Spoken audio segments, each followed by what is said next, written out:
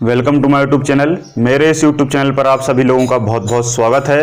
Very very good evening और आप सभी लोगों को बहुत बहुत नमस्कार। आज से हम साइंस की जो क्लास है वो कंटिन्यू करने वाले हैं और ये साइंस की क्लास में सारी चीज़ों को हम बहुत अच्छे से क्रम से समझेंगे और सबसे पहले साइंस में हम बायोलॉजी को पढ़ने वाले हैं। तो आज हमारी पहली क्लास है, इसलिए इस क्लास को हम यूट्यूब प्लेटफॉर्म पे पब्लिक करते हैं सभी के लिए, है ना। ये एक तरीके का डेमो रहेगा। इस डेमो की क्लास में आप समझेंगे कि किस तरीके से यहाँ साइंस को पढ़ाया जाता है और इसके बाद हम एक क्लास को और डेमो के लिए रख देंगे, है ना। लेकिन इसके बाद आने वाली जितनी भी सारी क्लासेस हैं वो सारी पेड रहेंगी, ठीक है। तो आप सभी लोगों से मैं ये कहूँगा कि आप इस बैच को परचेस कर लें ताकि बाद में जब हमारे बैच की कॉस्ट को बढ़ा दिया जाए तो फिर उसमें कंप्रोमाइज़ नहीं किया जाएगा और फिर आपको दिक्कत होगी, क्योंकि आपको अलग से लिंक भेजा जाएगा, आप अलग से एक स्टूडेंट रहेंगे। अभी क्या रहेगा कि जो सारा बैच है, सारे बैच के बच्चे हैं, बहुत सारे बच्चों ने बैच ज्वाइन कर लिया है, तो उसके साथ ही आपका ईमेल एड्रेस वहाँ पर एक साथ लिख दिया जाएगा और एक बार में आप सभी लोगों तक ये वीडियो पहुँच जाएगा। लेकिन अगर आप बाद में ज्वाइन करते हैं तो आपको फिर अलग से कुछ चार्ज देना पड़ेगा और उसमें डिस्काउंट भी नहीं दिया जाएगा, ठीक है। तो आप सभी लोगों से गुजारिश है कि आज आखिरी दिन है, क्योंकि आज हमारी पहली क्लास है और आज मैं ये आखिरी दिन रखता हूँ, है ना।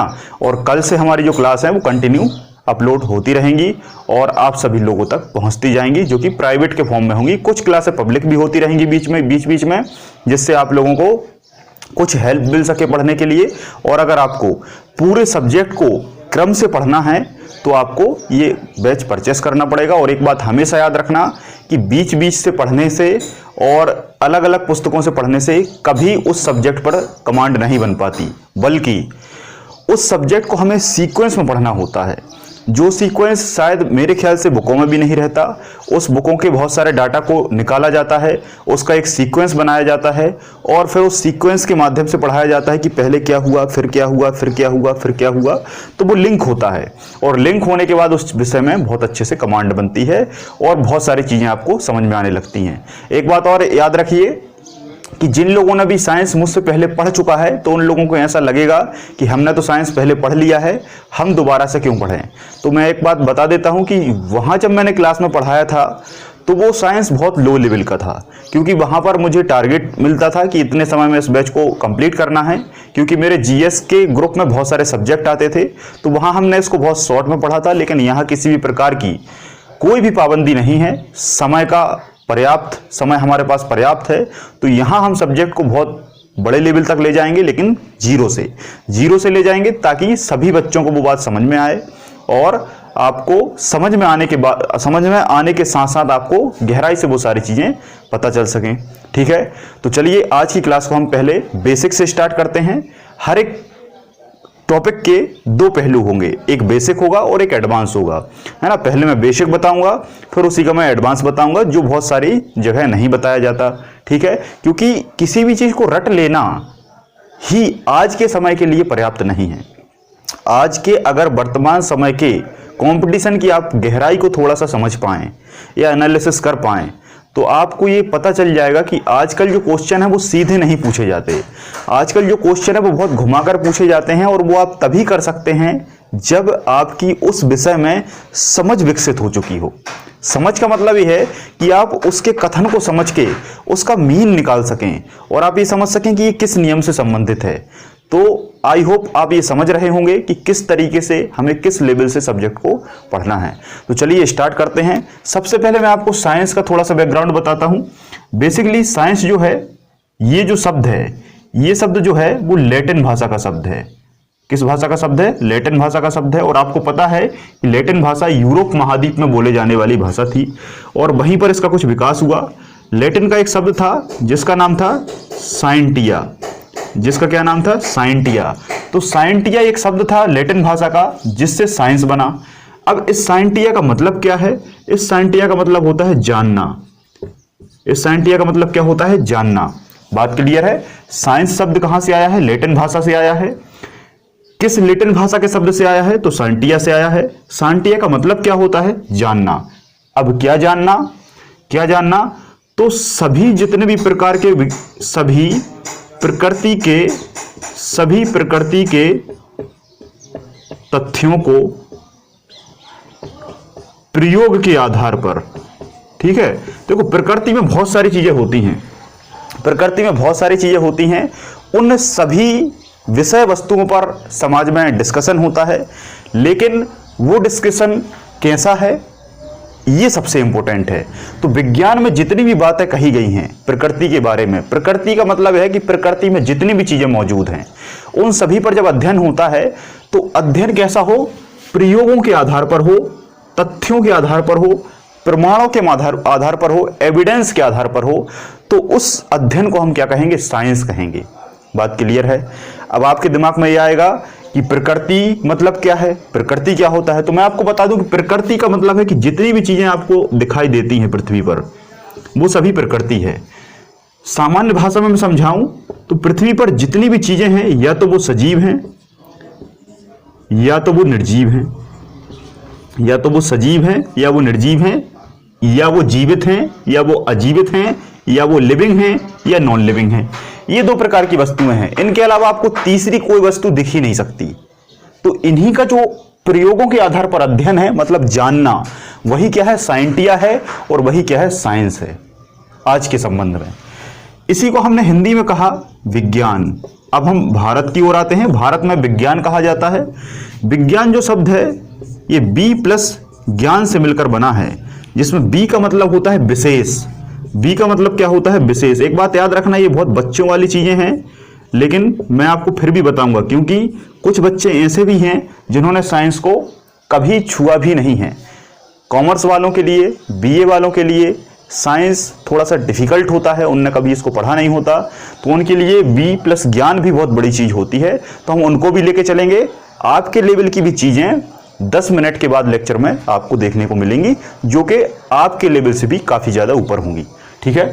तो बी का मतलब विशेष, यही जो विशेष है वो रिप्रेजेंट करता है प्रयोगों को और तथ्यों को।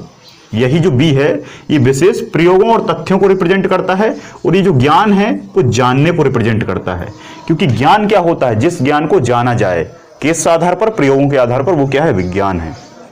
तो ये थोड़ी सी बेसिक बात थी हमारी विज्ञान की। अब हम विज्ञान में क्या क्या पढ़ते हैं ये सबसे इंपॉर्टेंट है। तो बेसिकली देखा जाए तो विज्ञान में 3 सब्जेक्ट आते हैं, है ना। बेसिकली विज्ञान में 3 सब्जेक्ट आते हैं। अगर वास्तविक तौर पर देखा जाए तो 4 सब्जेक्ट आते हैं। आप कहेंगे कि 4 कौन कौन से हैं। सबसे पहला सब्जेक्ट है आपका बायोलॉजी, जिसे जीव विज्ञान कहा जाता है। दूसरा सब्जेक्ट है आपका फिजिक्स, जिसे भौतिक विज्ञान कहा जाता है। और तीसरा सब्जेक्ट होता है केमिस्ट्री, जिसे रसायन विज्ञान कहा जाता है। तो इन सभी तीनों सब्जेक्टों को हम क्रम से पढ़ेंगे। एक सब्जेक्ट और आता है जो शायद आपको पता ना हो, जो मैथ्स है। ये भी साइंस का ही भाग है, साइंस का ही भाग है, प्रयोगों का ही भाग है। प्रयोगों के आधार पर अध्ययन मैथ्स के अंतर्गत ही किया जाता है, इसलिए मैथ्स को सर्वोच्चतम स्थान दिया गया है, ठीक है। लेकिन फिलहाल आज की वर्तमान युग की परिभाषा ऐसी हो चुकी है कि मैथ्स को साइंस से हटा दिया है और मैथ ने अपना एक अलग ही सब्जेक्ट का रूप ले लिया है, लेकिन बेसिकली वो है साइंस का ही भाग। ये बात आप मान के चलें, क्योंकि इंजीनियरिंग में मैथ्स का काफी उपयोग होता है, लेकिन मैथ्स फिजिक्स और केमिस्ट्री के बिना अधूरा है। अब आप कहेंगे फिजिक्स केमिस्ट्री क्या है। तो अभी जो मैंने 2 शब्द आपको बताए थे कि विज्ञान में हम जितनी भी चीजों का अध्ययन करते हैं वो सारी सजीव होती हैं या निर्जीव होती हैं। तो जितनी भी सजीव चीजें हैं या लिविंग चीजें हैं या जीवित चीजें हैं उनका अध्ययन बायोलॉजी में होगा, और जितनी भी निर्जीव चीजें हैं, निर्जीव वस्तुएं हैं, उनका अध्ययन तो बेसिकली केमिस्ट्री में होता है। देखा जाए तो बेसिकली केमिस्ट्री में होता है, लेकिन उन निर्जीवों का कॉमन अध्ययन और सजीवों का कॉमन अध्ययन जो है वो फिजिक्स में होता है, ठीक है। फिजिक्स ऐसा विषय है जिसमें निर्जीव का भी अध्ययन होता है और सजीव का भी अध्ययन होता है। अब आप कहेंगे कैसे। जैसे एक गिलहरी है, गिलहरी क्या है, सजीव है। और एक बॉल है, एक क्या है, बॉल है। बॉल क्या है, निर्जीव है। तो गिलहरी किस चीज से बनी है। जब गिलहरी का अध्ययन किया जाता है उसके अंदर, तो भाई उसके अंदर पाचन तंत्र भी है, उसकी आंखें भी हैं, उसकी त्वचा भी है, त्वचा काय से बनी है, पाचन तंत्र काय से बना है, तो ये सब अध्ययन उसका क्या कहलाता है, बायोलॉजी। मतलब उसकी कोशिका वगैरह का अध्ययन किया जाता है, उसके अंदर की जितनी भी एनाटॉमी है, मॉर्फोलॉजी है, उसका अध्ययन वो सब बायोलॉजी में किया जाता है। बॉल किससे बनी है, क्रिकेट की बॉल है या कोई भी बॉल है, तो बॉल का जो अध्ययन होगा वो केमिस्ट्री के आधार पर होगा। बॉल किससे बनी है कि भाई उसमें पॉलीमर भी होगा, है ना, प्लास्टिक भी होगा, है ना, मोनोमर भी होगा, और भी कुछ धातुएं मिली होंगी, है ना, जो रबड़ होती है, रबड़ भी एक प्रकार का सिंथेटिक पदार्थ है। तो ये सब काय से बने हैं, वो सब केमिस्ट्री से बने हैं। मतलब केमिस्ट्री सब्जेक्ट इसमें लगता है। जैसे धातु वगैरह पढ़ते हैं आप, एल्यूमिनियम पढ़ते हैं, चांदी है, सोना है, जितनी भी चीजें हैं संसार में आपको दिखती हैं, लकड़ी है, वो सब का अध्ययन केमिस्ट्री में होता है। अब आप कहेंगे फिजिक्स का क्या रोल है। फिजिक्स का रोल है कि देखो, इन दोनों के अंदर का जो अध्ययन करेंगे, गिलहरी के आप अंदर जाएंगे, मतलब उसके अंदर की जो एनाटॉमी का अध्ययन करेंगे, बायोलॉजी है। बॉल के अंदर जाएंगे, मतलब बॉल किससे बनी है, क्या है उसका बेसिक कंपोजिशन, केमिस्ट्री होगा। लेकिन बॉल को जब फेंका जाएगा, बॉल जब गति करेगी, बॉल जब टीप खाएगी, बॉल जब उछलेगी, तो उस पर जो बल लगेंगे, उस पर जो कार्य होगा, वो सब किसके अंतर्गत आएगा, फिजिक्स के अंतर्गत। कैसे, बॉल को कितने त्वरण से फेंका, बॉल में कितना वेग है, बॉल में कितनी स्पीड है, बॉल कितने गुरुत्वाकर्षण के साथ नीचे आ रही है, कितने बल के साथ ऊपर जा रही है, कितने पलायन वेग के साथ उसे हमने उछाला है। तो ये सभी जो समग्रता से अध्ययन है वो फिजिक्स कहलाएगा। यही गिलहरी में, गिलहरी जब चल रही है तो उसकी स्पीड क्या है, कितना उस पर गुरुत्वाकर्षण लग रहा है, गुरुत्वाकर्षण ज्यादा है तो गिलहरी स्लो चलेगी, कम है तो जल्दी जल्दी चलेगी, वजन उसका भी अलग अलग ग्रहों पर अलग अलग होगा। तो ये सारा जो बाहरी अध्ययन है वो फिजिक्स कहलाता है। ठीक है, अभी केवल मैंने यहाँ इंट्रोडक्शन दिया है। बहुत गहराई से मैं आपको जब पर्टिकुलर फिजिक्स और केमिस्ट्री पढ़ाऊंगा तो उसमें मैं बहुत डिटेल से बताऊंगा, और आप एक बार में समझ जाएंगे कि केमिस्ट्री और फिजिक्स क्यों पढ़ा जाता है। आज तक आपके लिए बहुत बड़ी चीज होगी फिजिक्स और केमिस्ट्री, लेकिन अगर एक बार आप यहां से पढ़ लेंगे तो किसी भी प्रकार की आपको कोई भी दिक्कत कभी जीवन में नहीं जाएगी। ये सब्जेक्ट आपको हिंदी से भी सरल लगने लगेंगे। ठीक है, तो आज हम बात करेंगे बायोलॉजी की या जीव विज्ञान की। तो आज का हमारा पहला सेशन होगा और इसमें हम कुछ बेसिक चीजों को देखेंगे, है ना। तो सबसे पहले अगर बात की जाए कि बायोलॉजी जो शब्द है इसका मतलब क्या है, तो इसका मतलब भी वही होता है, बायो प्लस लॉजी। कहीं कहीं बायो की जगह बायोस भी लिखा रहता है और लॉजी की जगह लोगोस भी लिखा रहता है ना। ये जो शब्द है, बायोलॉजी जो शब्द है, ये शब्द ग्रीक भाषा का शब्द है। एक बात याद रखना, वहां लैटिन भाषा का शब्द था साइंस, लेकिन बायोलॉजी पर्टिकुलर के पूछे तो ग्रीक भाषा का शब्द है। और ग्रीक भाषा जो है वो ग्रीस में बोली जाती थी। किस देश में बोली जाती थी, ग्रीस में बोली जाती थी। ये वो ग्रीस नहीं है जो वाहनों में लगाया जाता है, एक देश है ना। और इस देश का वर्तमान नाम क्या है, यूनान है, जिसकी राजधानी एथेंस है। ठीक है, जिस प्रकार से हमारे भारत का नाम पहले हिंदुस्तान था, उसके पहले आर्यव्रत था, उसी प्रकार से ग्रीस का नाम यूनान आज है, लेकिन पहले ग्रीस था। और ग्रीस में बोले जाने वाली भाषा ग्रीक कहलाती थी। और उसी ग्रीक भाषा का शब्द बायोलॉजी है, जिसका मतलब बायो प्लस लॉजी या बायोस प्लस लोगोस होता है, जिसका मतलब जीव और अध्ययन। ठीक, बायो का मतलब क्या होता है, जीव, और लॉजी का मतलब क्या होता है, अध्ययन करना, जीवों का क्रमबद्धता के साथ अध्ययन करना, जीवों की स्टडी करना बायोलॉजी कहलाता है। किस भाषा का शब्द है, ग्रीक भाषा का शब्द है। अब आप कहेंगे ये ग्रीक भाषा का ही शब्द क्यों है, ग्रीक भाषा का ही शब्द क्यों है, और ग्रीक से ही क्यों आया और यूनान से ही क्यों आया। तो मैं आपको बताता हूं कि ये क्यों आया। सबसे पहले विश्व में बायोलॉजी के बारे में कोई नहीं जानता था। विश्व में पहले बायोलॉजी के बारे में कोई नहीं जानता था। तब एक यूनान में व्यक्ति था जिसका नाम था अरस्तु, जिसे इंग्लिश में अरिस्टोटल भी कहा जाता है। तो अरस्तु वो व्यक्ति थे जिन्होंने पहली बार इस पर रिसर्च करने का काम किया। इनकी रुचि, वैसे तो ये दार्शनिक थे, दार्शनिक के साथ साथ इन्होंने और भी विषयों पर बहुत महारत हासिल की थी। लेकिन सब कुछ पढ़ने के बाद इनका दिमाग जंतुओं पर गया। इनका दिमाग किस पर गया कि जंतुओं पर गया। क्योंकि जिस प्रकार से हम राजनीति पढ़ते हैं, पॉलिटी पढ़ते हैं, ठीक है, दर्शन पढ़ते हैं, वेद, वेदांग, धर्म, संस्कृति पढ़ते हैं, उसी प्रकार हम जीवों को क्यों नहीं पढ़ते। इनका इस प्रकार से दिमाग दौड़ा, और जब दिमाग दौड़ा तो इन्होंने बहुत सारे जीवों का अध्ययन करना शुरू किया। जीवों का अध्ययन शुरू किया तो इन्होंने लगभग 500 प्रकार के जंतुओं पर अध्ययन किया। इन्होंने लगभग 500 प्रकार के जंतुओं पर अध्ययन किया। अलग अलग जंतुओं की कार्यकी को समझा।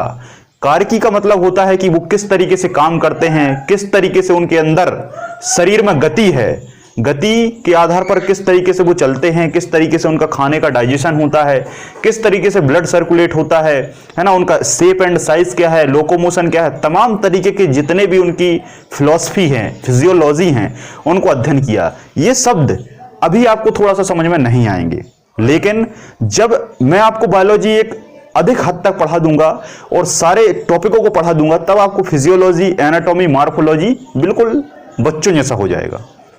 ठीक है, तो अरस्तु ने लगभग 500 प्रकार के जंतुओं का अध्ययन किया, और अध्ययन करने के बाद उन्होंने सोचा कि क्यों ना इनके बारे में लिख दिया जाए, इनके बारे में लिख दिया जाए। तो उन्होंने इसको लिख दिया। उन्होंने इसको लिख दिया तो जिस बुक में लिखा उस बुक का नाम क्या है?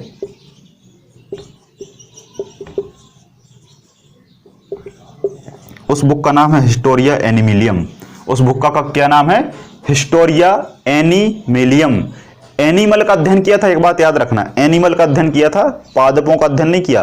प्लांट के बारे में अभी कोई जानकारी नहीं है। अभी हम बायोलॉजी को शुरुआत से चल रहे हैं, और अभी केवल और केवल बायोलॉजी में जंतु हैं, ना कि पौधे।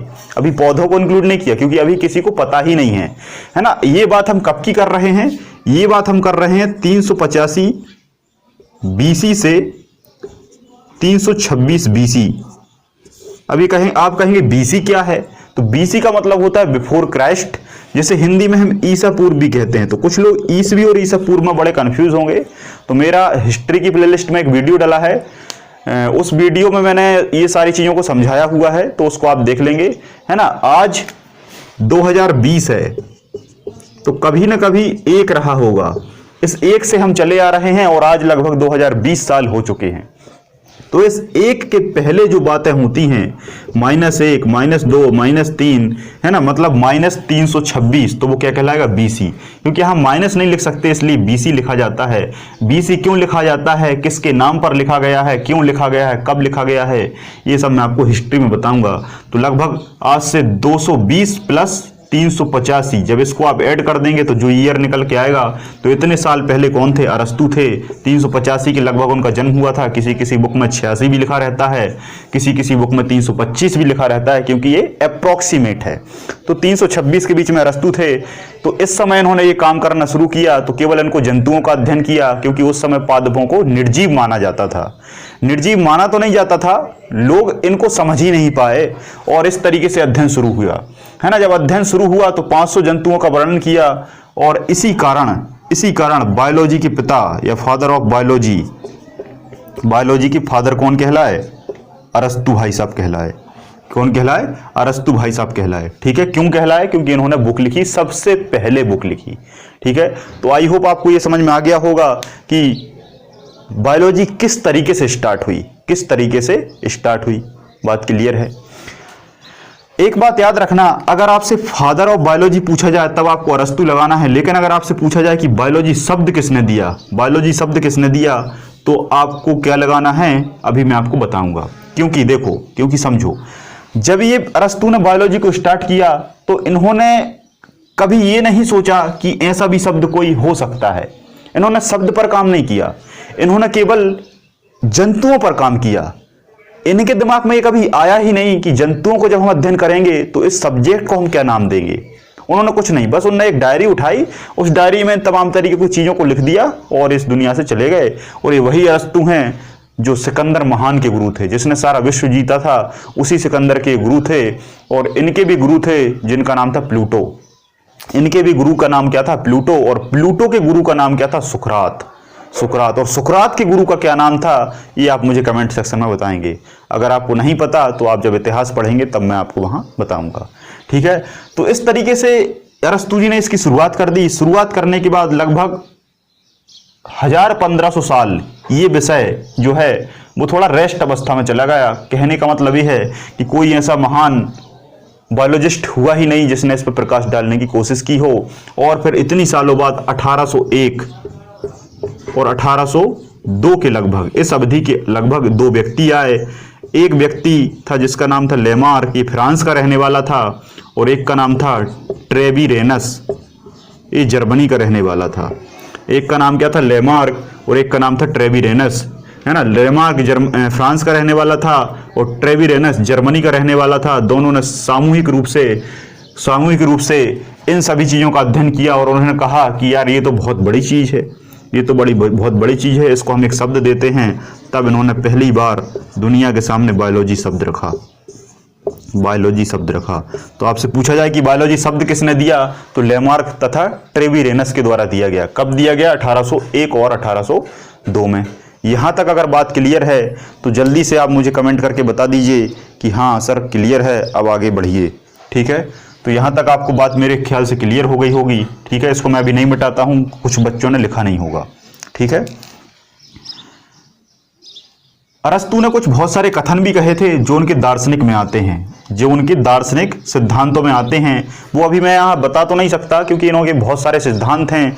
जब इन्होंने अब कभी आप जब MPPSC वगैरह की अगर आप तैयारी करते हैं तो वहाँ एक सब्जेक्ट पढ़ाया जाता है जिसका नाम है एथिक्स, है ना। कुछ लेक्चर भी डले हैं मेरे प्लेलिस्ट में, आप जाकर उनको देख लीजिएगा, है ना। तो दूसरे सब्जेक्टों को पढ़ने से क्या होता है, लिंक होती हैं चीज़ें, है ना। यहाँ अगर किसी ने एथिक्स नहीं पढ़ा तो वो दार्शनिक नहीं समझ सकता कि दार्शनिक क्या होता है, दार्शनिक में क्या बताया जाता है। अगर किसी ने हिस्ट्री नहीं पढ़ा तो वो BC और AC में AD में कन्फ्यूज होता होगा, लेकिन जिसने हिस्ट्री भी पढ़ी है ना, एथिक्स भी पढ़ी है, बायोलॉजी भी पढ़ी है, केमिस्ट्री भी पढ़ी है, तो उसके सारे सब्जेक्टों का एक लिंक बनता है और उससे इतनी बढ़िया समझ बनती है कि वो सारी चीज़ों को लंबे समय तक याद रख पाता है और दूसरों को भी समझा पाता है।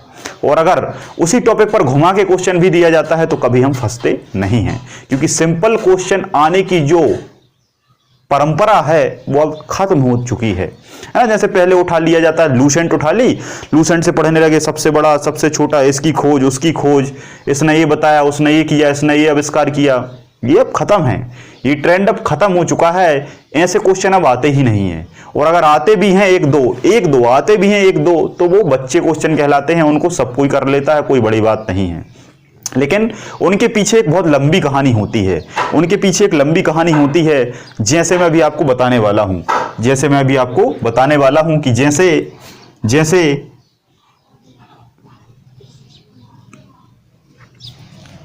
बायोलॉजी है, बायोलॉजी की खोज अगर आपसे पूछा, बायोलॉजी का आविष्कार आपसे पूछा जाए तो आपने बता दिया लेमार्क या ट्रेवीरेनस, या आपसे जंतु विज्ञान का पूछ लिया तो आपने अरस्तु बता दिया।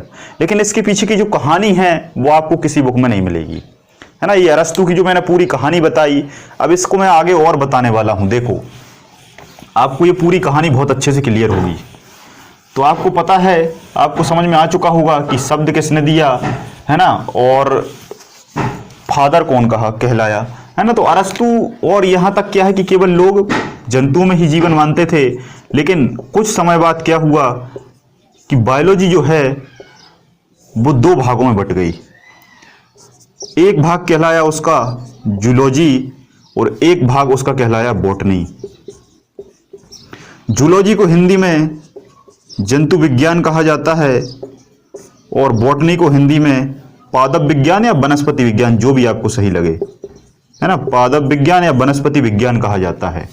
अब आप कहेंगे कि पहले तो केवल बायोलॉजी था, ये 2 कहाँ से आ गया? ये 2 यहाँ से आया कि जो अरस्तु भाई साहब थे, तो उनकी जो बुक थी उसमें तो सारी बातें इसकी थी, सारी बातें किसकी थी? जूलॉजी की थी। और किसमें बात थी? हिस्टोरिया एनिमिलियम में। हिस्टोरिया एनिमिलियम जो इनकी बुक थी उसमें ये सारी बातें थी। और सभी लोग ये जानते थे कि जीवन केवल जंतुओं में है। जो जंतु चल सकते हैं, घूम सकते हैं, जो जंतु बोल सकते हैं, जिन जंतुओं में खून होता है, जो जंतुओं में प्रतिक्रियाएं होती हैं, जैसे मैंने एक मारा तो तुमने भी 2 मुझे मार दिए, है ना। प्रतिक्रियाएं, खून, फीलिंग समझते हैं ना, वही फील, है ना। फीलिंग आजकल बहुत सारी प्रकार की होती हैं। तो ये सारी चीजें जिनमें हैं, जीवन उसी में है। लेकिन एक वैज्ञानिक आए जिनका नाम था जगदीश चंद्र बोस। जिनका नाम क्या था? जगदीश चंद्र बोस, या किसी पुस्तक में जगदीश चंद्र बसु लिखा रहता है। जगदीश चंद्र बसु लिखा रहता है। तो क्वेश्चन सीधा सा पूछा जाता है, बुकों में भी लिखा रहता है, लूसेंट वगैरह में, कि जगदीश चंद्र जो बोस हैं इन्होंने किस चीज़ की खोज की, है ना, किस चीज़ की खोज की, तो बस सीधा सा लिखा आता है केस्कोग्राफ की। किसकी? केस्कोग्राफ। लेकिन बच्चों को आज तक ये समझ में नहीं आ पाया कि केस्कोग्राफ होता क्या है और ये केस्कोग्राफ करता क्या है। ये आज तक किसी ने ना समझा होगा ना कोई समझा पाया होगा। लेकिन आज जगदीश चंद्र बोस की मैं पूरी कहानी आपको बताऊंगा, ठीक है। बात है लगभग 1917 की, बात है लगभग 1917 की, जब हमारा भारत जो है वो गुलाम था। जब हमारा भारत क्या है? गुलाम था। किसका गुलाम था? अंग्रेजों का गुलाम था। तो अंग्रेजों का गुलाम होने के बाद भी इन्होंने बहुत अच्छी पढ़ाई की। रहने वाले थे ये भारत के, है ना, ये कहाँ के रहने वाले थे? भारत के रहने वाले थे। अब वो हिस्सा बांग्लादेश में जा चुका है, लेकिन पहले बांग्लादेश भारत का ही हिस्सा था, ठीक है। तो एक छोटा सा बांग्लादेश और पश्चिम बंगाल की बॉर्डर पर एक छोटा सा गांव था, वहां के रहने वाले थे जगदीश चंद्र बोस। काफी पढ़ाई लिखाई की। पढ़ाई लिखाई करने के बाद ये यूनिवर्सिटी में प्रोफेसर हो गए, और प्रोफेसर होने के बाद ये स्टूडेंट को पढ़ाने लगे। काफी पढ़ाया। पढ़ाने के बाद इन्हें बहुत सारी चीजें समझ में आई। इनके साथ भेदभाव होने लगा। भेदभाव कैसा? उसी डिग्री के साथ भारतीय प्रोफेसर जो है उसको बहुत कम वेतन दिया जाता है, और उसी डिग्री के साथ अगर कोई अंग्रेज प्रोफेसर है तो उसको बहुत ज़्यादा वेतन दिया जाता है। तो एक बहुत बड़ा भेदभाव मिला, और इस भेदभाव को इनने ख़त्म करने की कोशिश की, लेकिन अंग्रेजों के सामने कुछ नहीं कर पाए। जब कुछ नहीं कर पाए तो ये कॉलेज वगैरह छोड़ छाड़ के वापस आ गए। जो भी इनकी प्रॉपर्टी थी उसको इन्होंने बेचा, और एक छोटी सी नदी के किनारे इन्होंने अपना एक प्रयोगशाला को तैयार किया, है ना। जो भी उस पैसे से यंत्र वगैरह खरीदे जा सकते थे तो उन्होंने खरीदे, एक अपनी छोटी सी प्रयोगशाला बनाई, और काफ़ी गरीबी में रहने लगे, है ना। खाना वगैरह भी नहीं होता था, है ना। रोटी कपड़ा और मकान इनको बहुत ज़्यादा अभाव में रहना पड़ा, लेकिन फिर भी इन्होंने सारा पैसा अपना छोटी सी प्रयोगशाला पर खर्च किया। खर्च करने के बाद इनकी काफ़ी सारी जो शोधें हुई, उस शोध में जो सबसे बड़ी शोध है वो केस्कोग्राफ। अब आप कहेंगे केस्कोग्राफ करता क्या है? तो केस्कोग्राफ ये करता है कि जो प्लांट है, एक पौधा है, एक पौधा है, इन्होंने कुल मिलाकर पौधे पर रिसर्च किया। एक यंत्र बनाया जिसका नाम क्या था? केस्कोग्राफ। इस तरीके से मान लो, अभी क्लियर इसका मुझे वो डायग्राम यहाँ बनाना थोड़ा सा पॉसिबल नहीं है, लेकिन अभी थोड़ा सा ऐसा मान लो कि ऐसा एक यंत्र था, है ना। गूगल पर सर्च करने आपको दिख जाएगा। इसमें से क्या निकलती थी? किरणें निकलती थी, रेडियो किरणें, है ना। आपने एक वो मूवी भी देखी होगी, उसका नाम क्या है?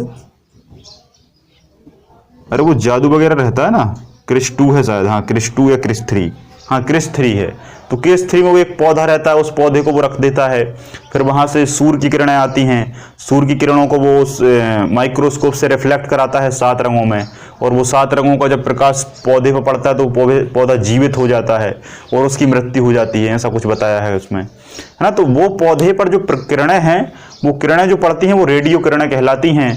तो संसार में पहली बार वायरलेस जो टेक्नोलॉजी है, वायरलेस का मतलब होता है जिसमें वायर ना हो, वायर को सामान्य भाषा में हम डोरी भी कहते हैं। तो वायर ना हो उसको वायरलेस टेक्नोलॉजी कहा जाता है। जैसे पहले टेलीफोन था, टेलीफोन में डोरी होती थी, उसी वायर से वो कनेक्ट रहता था और चलता था। लेकिन उसके बाद मोबाइल आ गया, मोबाइल में वायरलेस टेक्नोलॉजी है, वायर नहीं है, नेटवर्क पर काम करता है। नेटवर्क का मतलब है किरणों पर काम करता है, रेश पर काम करता है ना, जिसमें बहुत सारे प्रकार की रेश हो सकती हैं, ठीक है। तो सबसे पहले जो वायरलेस टेक्नोलॉजी है वो इसमें बनी, फिर बाद में इसी टेक्नोलॉजी को चुरा लिया। किसने? मार्कोनी ने। ऐसा कहा जाता है, इसके बारे में प्रमाण सत्यता नहीं है कि क्या है, लेकिन मार्कोनी ने किसका आविष्कार किया? रेडियो का आविष्कार किया, ट्रांजिस्टर का आविष्कार किया। तो जो रेडियो है, इसमें रेडियो तरंगों का उपयोग होता है, और कहते हैं कि इसमें जो रेडियो तरंगें हैं वो कहीं ना कहीं जगदीश चंद्र बोस के केस्कोग्राफ से मैच खाती हैं। अब ऐसा कहा जाता है, सत्य क्या है ये तो वही जानते हैं। तो इस केस्कोग्राफ से होता क्या था? कुछ किरणें निकलती थीं, और ये जो किरणें हैं वो इस पौधे की सारी जितनी भी बायोलॉजिकल एक्टिविटीज़ हैं, बायोलॉजिकल एक्टिविटीज़ का मतलब होता है जैविक क्रियाएं।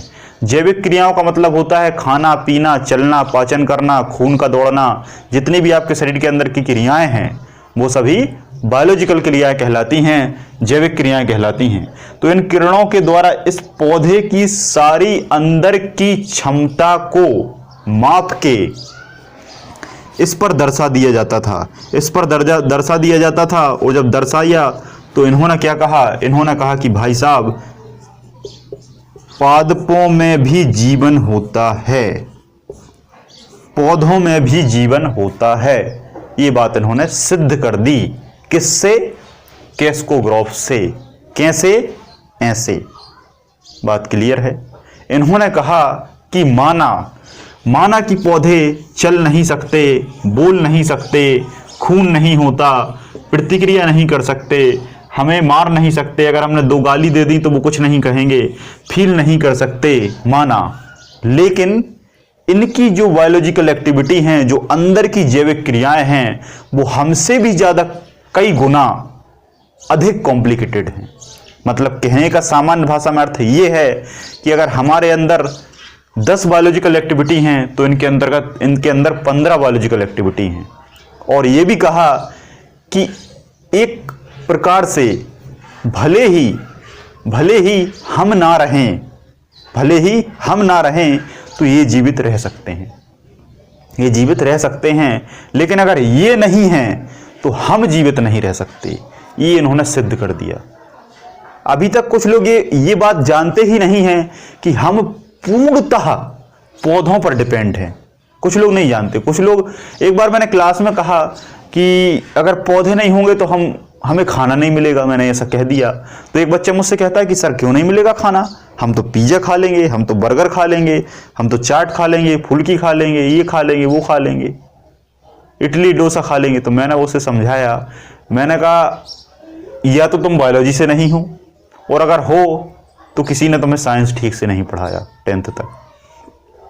मैंने कहा जितनी भी चीजें तुम खाते हो, भले ही वो पिज्जा बर्गर दुनिया का कुछ भी हो, उसकी अल्टीमेटली तुम जड़ तक जब जाओगे तो तुम्हें उसका बेसिक सोर्स प्लांट ही मिलेगा।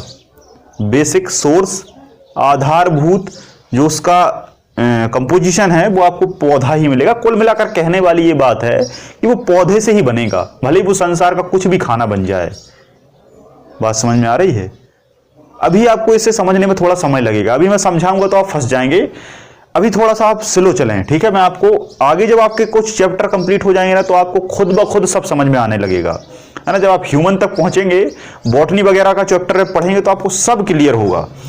तो इन्होंने बता दिया कि पादपों में जीवन होता है, सिद्ध कर दिया। अब क्वेश्चन अगर पूछे कि जगदीश चंद्र बोस ने क्या किया, पौधों में सबसे पहले जीवन बताया।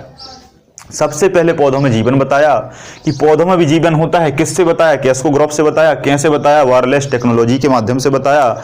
इसी के कॉन्सेप्ट को कॉपी कर लिया, है ना। तो ये सारी चीजें आपको क्लियर हो गई होंगी जो जगदीश चंद्र बोस ने की। 1917 की ये लगभग बात है जब गांधी जी ने अपना पहला आंदोलन शुरू किया था, जिसे हम चंपारण आंदोलन कहते हैं, जो कि गांधी जी का पहला सत्याग्रह था, है ना। तो ये बातें बात की बात है। लेकिन इसमें एक सबसे बड़ा कंफ्यूजन है कि बॉटनी का अगर आपसे पिता पूछा जाता है, तो थियोफ्रास्टस आता है। क्या आता है? थियोफ्रास्टस आता है। अब आप कहेंगे थियोफ्रास्टस क्यों आता है? तो थियोफ्रास्टस इसलिए आता है क्योंकि इन्होंने कोई बुक नहीं लिखी पर्टिकुलर, बस एक नियम दिया और चले गए। लेकिन इसने क्या है, पर्टिकुलर बुक ऐसी लिखी कि जिस बुक में सभी पादपों का बहुत ही बढ़िया तरीके से वर्णन किया, जिस बुक को हम कहते हैं हिस्टोरिया प्लांटेरम। क्या कहते हैं? Historia plantarum. सिंपल है। प्लांट का पूछे, पादपों का पूछे, वनस्पति का पूछे तो प्लांटेरम बुक है। पौधों का पूछे तो एनिमिलियम बुक है। तो एनिमल मतलब जंतु होता है, प्लांट मतलब पौधा होता है। बहुत ही सिंपल सा कॉन्सेप्ट है।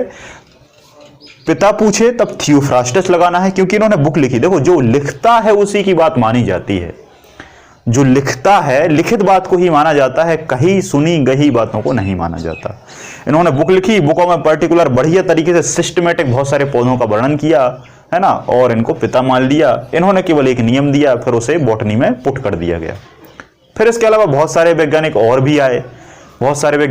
भी आए जिन्होंने अलग अलग प्रकार के कॉन्सेप्ट दिए, ठीक है ना। इन्होंने बोस थ्योरी दी थी। क्या दी थी? बोस थ्योरी। कई बार पूछा जाता है कि जेसी बोस थ्योरी किसने दी, जेसी बोस थ्योरी किस संबंध में है? तो पौधों के संबंध में है। जब आप बॉटनी वगैरह से ग्रेजुएशन करेंगे तब आपको उसमें ये क्वेश्चन मिलेगा। एक टॉपिक है ये फोर्थ सेम का टॉपिक है ये, फिफ्थ सेम का टॉपिक है ये। फिफ्थ सेम में बहुत तरीके से बताया है कि किस तरीके से जड़ों से ये फूड मटेरियल मिनरल्स वगैरह को लेता है, कैसे जाइलम फ्लोएम पत्तियों तक सारी चीज़ें पहुंचाता है, खाना को ट्रांसपोर्ट करता है, कैसे रसारोहण होता है ना, मतलब रस नीचे से ऊपर जाता है, फोटोसिंथेसिस मतलब प्रकाश संश्लेषण से खाना नीचे तक जाता है। कुल मिलाकर पूरा जो ट्रांसपोर्टेशन है जैसे हमारे ब्लड में होता है, हमारे रक्त में जो चीज़ें घूमती हैं वो इनमें भी घूमती हैं, लेकिन इनका कॉन्सेप्ट अलग है। वो कॉन्सेप्ट जेसी बोस थ्योरी में समझाया है। जेसी बोस के अलावा भी बहुत सारी थ्योरी हैं।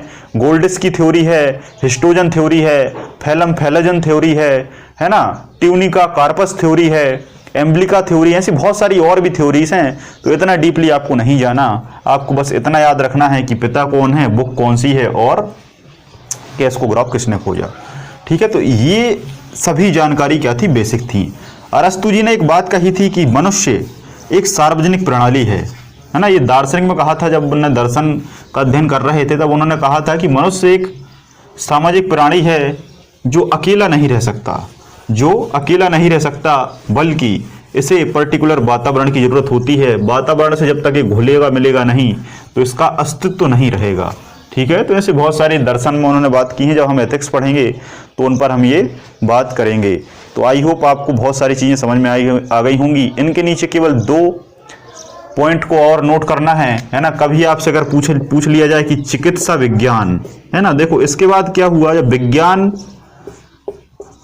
काफ़ी ज़्यादा डेवलप हो गया, विज्ञान जब काफ़ी ज़्यादा डेवलप हो गया तो फिर चिकित्सा की बात आने लगी।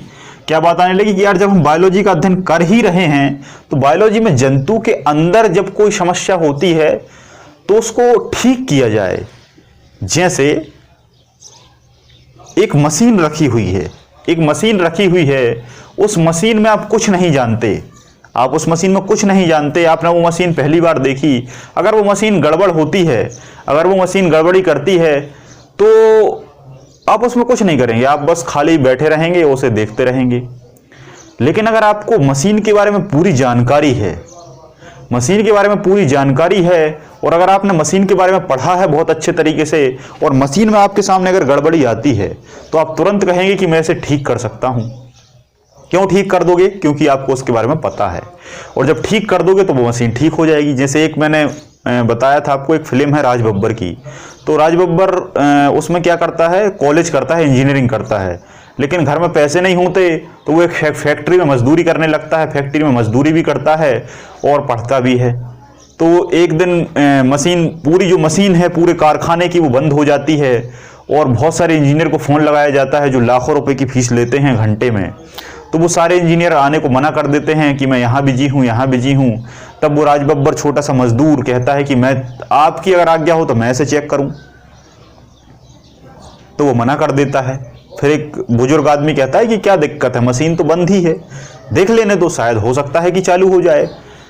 तो मशीन को कुछ नहीं करता, बस एक हथौड़ा उठाता है और एक नट बोल्ट पर वो हथौड़ा मारता है और सारी जो फैक्ट्री है वो चालू हो जाती है।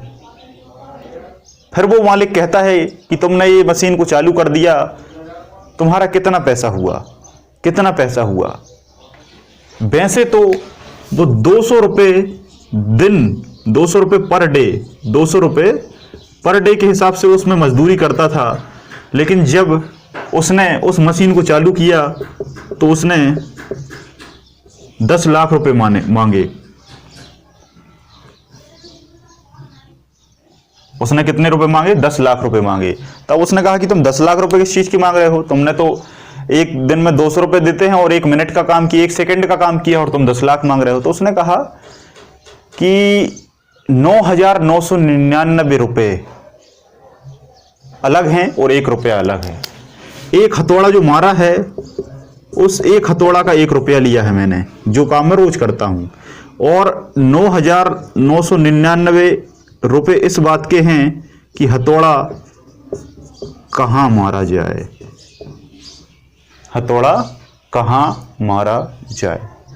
तो सबसे इंपॉर्टेंट होता है ज्ञान।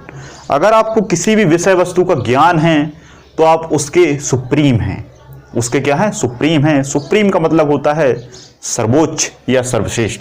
एक बच्चा मुझसे बार बार पूछता था, है ना, और वो क्या था, सुप्रीम के बारे में थोड़ा कन्फ्यूजन था, तो मैंने उसको कई बार बताया सुप्रीम का मतलब होता है बेस्ट, किसी भी फील्ड में बेस्ट होना। जैसे सुप्रीम कोर्ट सभी कोर्टों का बाप, सभी उच्च न्यायालयों का पिता है वो, इसलिए उसको सुप्रीम कोर्ट कहा गया है। अब आप मुझे बताएंगे कि जो सुप्रीम शब्द है ये किस भाषा से लिया गया है, सुप्रीम जो शब्द है ये किस भाषा से लिया गया है, ये मुझे आप कमेंट करके बताएंगे। ठीक है, तो चिकित्सा विज्ञान का जनक आपसे पूछा जाए तो आपको क्या लगाना है, आपको लगाना है हिप्पोक्रेटस। क्या लगाना है, हिप्पोक्रेटस। चिकित्सा विज्ञान मतलब होता है मेडिसन। अगर आपने विज्ञान को पूरा पढ़ लिया है, जंतुओं को पूरा पढ़ लिया है, तो आप जंतुओं का क्या करने लगेंगे, जंतुओं पर आप रिसर्च नहीं, उनका उपचार करने लगेंगे, और उनका जब उपचार करेंगे उसी को हम चिकित्सा कहेंगे, है ना। तो ये किसने बताया, हिप्पोक्रेटस ने, है ना। Medicine science, father of medicine science, English में क्या कहेंगे, father of medicine science, Hippocrates. लेकिन अगर आपसे पूछे कि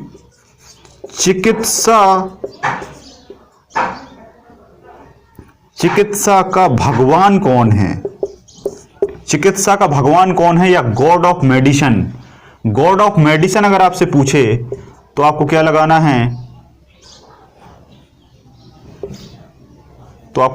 है, धन्वंतरी। क्या लगाना है, धन्वंतरी। चिकित्सा विज्ञान का जो भगवान है, देखो फादर एक ही बात है, लेकिन बस शब्द बदलता है और आंसर बदल जाता है। बहुत सारे बच्चों को ये पता नहीं होगा। तो भगवान अगर आपसे पूछे तब आपको धन्वंतरी लगाना है, और अगर आपसे पिता पूछे तब आपको हिप्पोक्रेटस लगाना है। तो आई होप आपको ये सब समझ में आ गया होगा। ठीक है, तो ये सभी जानकारी थी बेसिक, क्या थी, बेसिक, जो लगभग हर कोचिंग में हर टीचर के द्वारा बताया जाता है। इसके बाद दूसरा टॉपिक सीधा सेल आ जाता है और कोशिका के बारे में बताया जाने लगता है ना। लेकिन हम यहाँ पर कोशिका के बारे में नहीं पढ़ेंगे। हम अब इस पढ़ी हुई और समझी हुई जानकारी का क्या करेंगे, ऑब्जर्वेशन करेंगे, और इसे हम क्या करेंगे, समझेंगे, एक्सप्लेन करेंगे कि ऐसा क्यों हुआ। तो मैंने आपको बताया कि बायोलॉजी में जितना भी अध्ययन होता है वो केवल किसका होता है, सजीव का होता है। निर्जीवों से हमें बायोलॉजी में लेना देना नहीं होता। निर्जीवों से हमें कोई लेना देना नहीं है। टेबल, कुर्सी, पंखा, मोबाइल, है ना, इससे कोई लेना देना नहीं है। अब मैं आपसे क्वेश्चन करता हूं कि संसार में जीवित वस्तुएं कौन कौन सी हैं, तो आप कहेंगे कि संसार में केवल 2 ही वस्तुएं जीवित हैं। वस्तु तो नहीं कह सकते, वस्तु यहां थोड़ा सा ठीक नहीं लगता, जीव कहेंगे तो ठीक रहेगा। संसार में केवल 2 ही ऐसे, वैसे तो अभी आगे और आएगा, लेकिन सामान्य तौर पर, मोटे तौर पर जीवन की जो 2 चीजें हैं वो क्या है, जो सजीव हैं वो क्या है, या तो पौधे हैं या जंतु है। पौधे और जंतु, पौधे को प्लांट कहा जाता है, जंतु को एनिमल कहा जाता है। इसको बॉटनी और इसको जंतु, जूलॉजी। ठीक है, बॉटनी और जूलॉजी 2 ही जगह जीवन होता है। लेकिन इसके बाद फिर और आगे अध्ययन हुआ, है ना, तो बताया कि जीवन कवक में भी होता है, जीवन बैक्टीरिया में भी होता है, जीवन वायरस में भी होता है, जीवन प्रोटोजोआ में भी होता है, जीवन यूनिसेलुलर में भी होता है, जीवन मल्टीसेलुलर में भी होता है, जीवन ब्लू ग्रीन एल्गी में भी होता है। एल्गी, हाँ, यहाँ कवक के बाद यहाँ एल्गी में भी होता है, जिसको हम शैवाल कहते हैं, और आम भाषा में हम इसे काई कहते हैं, है ना। देखा होगा पानी जब भर जाता है तो हरा हरा, बरसात में काई लग जाता है जिस पर से आप फिसल जाते हैं, झरने वगैरह के आसपास, नदी, पोखर, तालाब में आपने देखा होगा, तो उसको एल्गी कहा जाता है, तो वो भी जीवित है। ये सारे टॉपिकों को मैं एक एक करके डिटेल से पढ़ाऊंगा। पूरा एक चैप्टर कवक पे रहेगा। कवक को फफूंद मशरूम कहा जाता है, मशरूम उसका एक टाइप है ना। एल्गी का भी वो एक टॉपिक रहेगा। बैक्टीरिया को भी हम एक पूरे टॉपिक में बहुत गहराई से समझेंगे। वायरस भी मैं आपको बताऊंगा, इतने वायरस और बैक्टीरिया बता दूंगा कि जितने आपने जीवन में कभी नहीं पढ़े होंगे, और फिर वायरस बैक्टीरिया से आपको कोई क्वेश्चन कभी हरा नहीं सकता। लेकिन पहले हम बेसिक समझेंगे। जब सजीवों की बात होगी तो सजीवों में क्या होगा? जीवन होगा। सजीवों में क्या होगा? जीवन होगा। और जीवन जब है और जब जीवन को ही पढ़ना है और जीवित जंतुओं को ही पढ़ना है तो क्यों ना पहले जीवन को जान लिया जाए कि जीवन की उत्पत्ति कैसे हुई। जीवन की उत्पत्ति कैसे हुई, ये जो टॉपिक है, ये टॉपिक आपकी समझ को सबसे ज्यादा डेवलप करता है, ये मेरा मानना है। ये मेरा व्यक्तिगत एक्सपीरियंस है कि फैक्टों को रटने से और फैक्टों को रटने के साथ उसके पीछे की कहानी को समझने से दोनों में बहुत अंतर होता है। तो इससे क्या होगा? आपकी समझ डेवलप होगी और फिर आप कभी भूलेंगे नहीं। ये है नॉलेजेबल टीचिंग, जिसमें knowledge plus concept plus fact तीनों को लेकर हम चलेंगे। तो जीवन की उत्पत्ति जानना इसलिए जरूरी है क्योंकि अभी आगे इतनी सारी क्लासेस आने वाली हैं। सभी क्लासेस पूरी बेस्ड रहनी है आपकी सजीवों पर, चाहे बैक्टीरिया हो, चाहे वायरस हो, चाहे अभी आपके शरीर का पूरा ऑपरेशन होगा।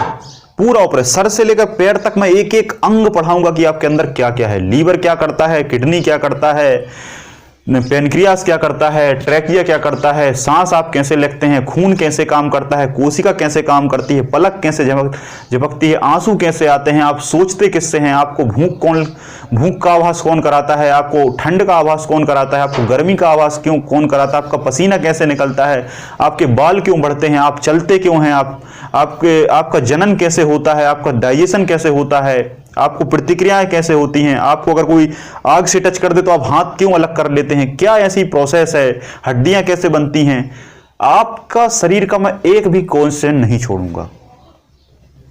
तो ये सब बातें सजीवों पर होनी हैं कि कुल मिलाकर जीवन पर होने हैं। तो पहले हम जीवन की उत्पत्ति को समझ लेते हैं। जीवन की उत्पत्ति कैसे हुई, इस पर बहुत सारी रहस्यमय बातें हैं, लेकिन हम कुछ थ्योरी के माध्यम से समझेंगे तो मेरे ख्याल से मैं आपको बेहतर समझा पाऊंगा। ठीक है, तो सबसे पहले जीवन की उत्पत्ति जो है वो ब्रह्मांड में हुई। कहां हुई? ब्रह्मांड में हुई। कहते हैं कि पहले ब्रह्मांड में कुछ नहीं था। कहते हैं पहले ब्रह्मांड जो है जैसे यूनिवर्स कहा जाता है, ये ब्रह्मांड क्या था? खाली था। ये खाली था, इसमें कुछ नहीं था। लेकिन कुछ नहीं था फिर भी कुछ था।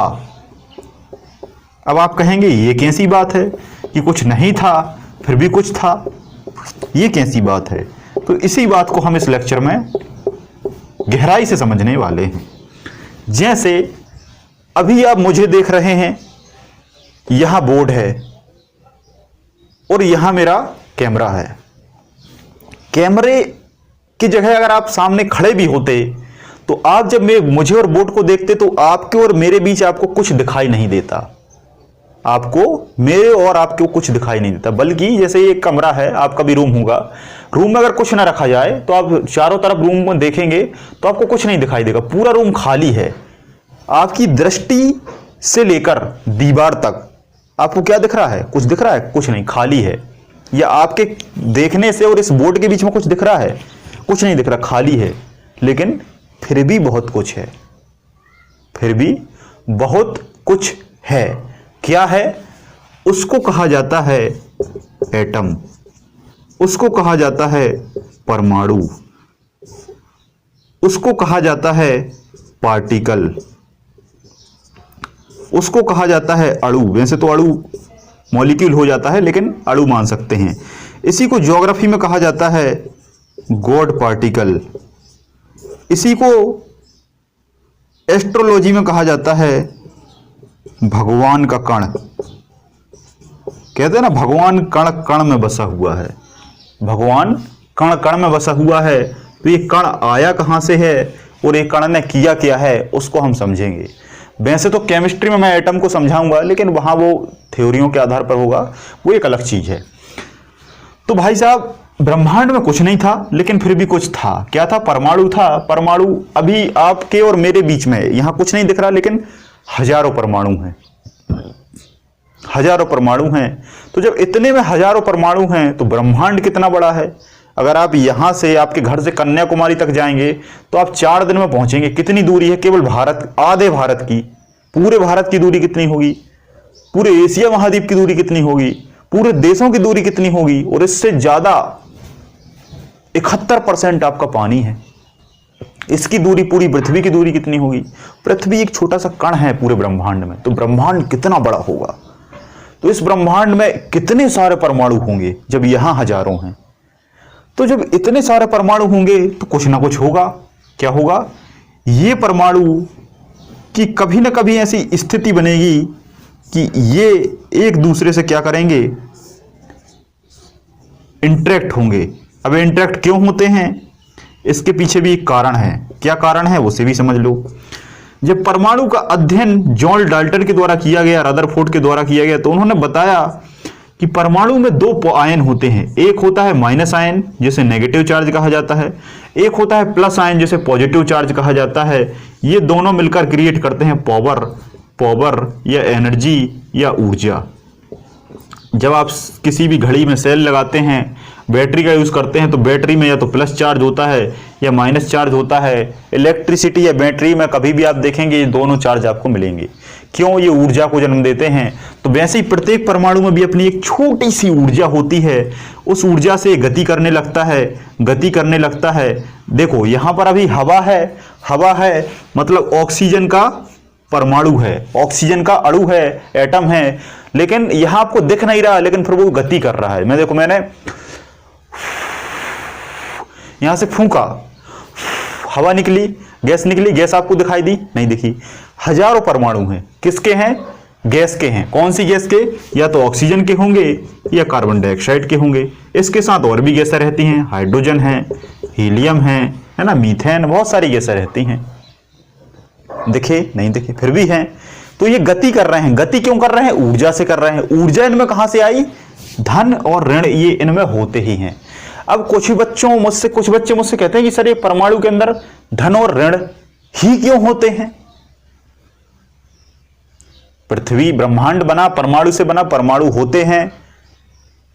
परमाणु में प्लस माइन, देखो परमाणु गति क्यों करते हैं? परमाणु में ऊर्जा होती है। परमाणु में ऊर्जा क्यों होती है? धन और ऋण के कारण होती है। अब ये धन और ऋण कहां से आए? तो हर एक चीज की सीमा होती है। हर एक चीज की सीमा होती है। विज्ञान की भी एक सीमा है, डॉक्टरों की भी एक सीमा है ना। हमारी जो मेडिसिन है, फार्मास्यूटिकल है, इसकी भी एक सीमा है। सब चीज की एक सीमा होती है। उस सीमा के बाद अगर आप कारण पूछेंगे तो उस कारण को बताने वाला कोई नहीं है, केवल भगवान है। क्योंकि भगवान ने भी आज तक कुछ चीजों को ऐसे रहस्यमय रखा है कि जिनको विज्ञान अभी तक समझ नहीं पाया है ना। कुछ लोग कहते हैं कि विज्ञान इतना आगे चला गया है तो विज्ञान ये क्यों नहीं बता पा रहा कि मृत्यु क्यों हो जाती है और मरने के बाद क्या होता है ना। तो कुछ ऐसी चीजें हैं जिनमें हम कारण नहीं लगा सकते, है ना, जिनका हम कारण नहीं जान सकते। अब ये प्लस और माइनस हैं, इतना ही जान लिया, ये कोई छोटी बात नहीं है। अब ये क्यों है? तो ये प्रकृति में है। अब जैसे कुछ लोग कहते हैं कि भाई पानी है, पानी बहता क्यों है? पानी बहता क्यों? अरे पानी का स्वाभाविक गुण है इसलिए बहता है। थोड़ा सा साइंस में और चले जाओ कि भाई पानी के जो अणु हैं, परमाणु हैं, उनमें जो इंट्रासेलुलर फोर्स होता है, जो अंतराणुक बल होता है, वो वीक होता है। अणु दूर दूर होते हैं, बल कम होता है, तो वो अणु एक दूसरे पर फिसलते हैं, इसलिए जल हमें बहता हुआ प्रतीत होता है। इतना। इसके आगे अगर आप जाएंगे तो आप फिर असमर्थ हो जाएंगे, क्योंकि वो उसका स्वाभाविक गुण है। तो इनमें एनर्जी थी इसलिए गति करते थे। जब गति करते थे तो इन्होंने ब्रह्मांड में गति की। गति करने से एक दूसरे से इंटरेक्ट हुए। इंटरेक्ट होने से एक बहुत बड़ा इन्होंने गोला बनाया। इस गोले को कहा गया भगवान का कण, गॉड पार्टिकल, है ना। और इसमें गोले में जब एनर्जी बहुत इकट्ठी हो गई तो फिर इसमें एक विस्फोट हुआ। और विस्फोट होने के बाद बहुत छोटे छोटे ग्रह, तारे, उल्कापिंड, धूमकेतु, निहारिकाएं, आकाशगंगा, बहुत सारी चीजों का निर्माण हुआ।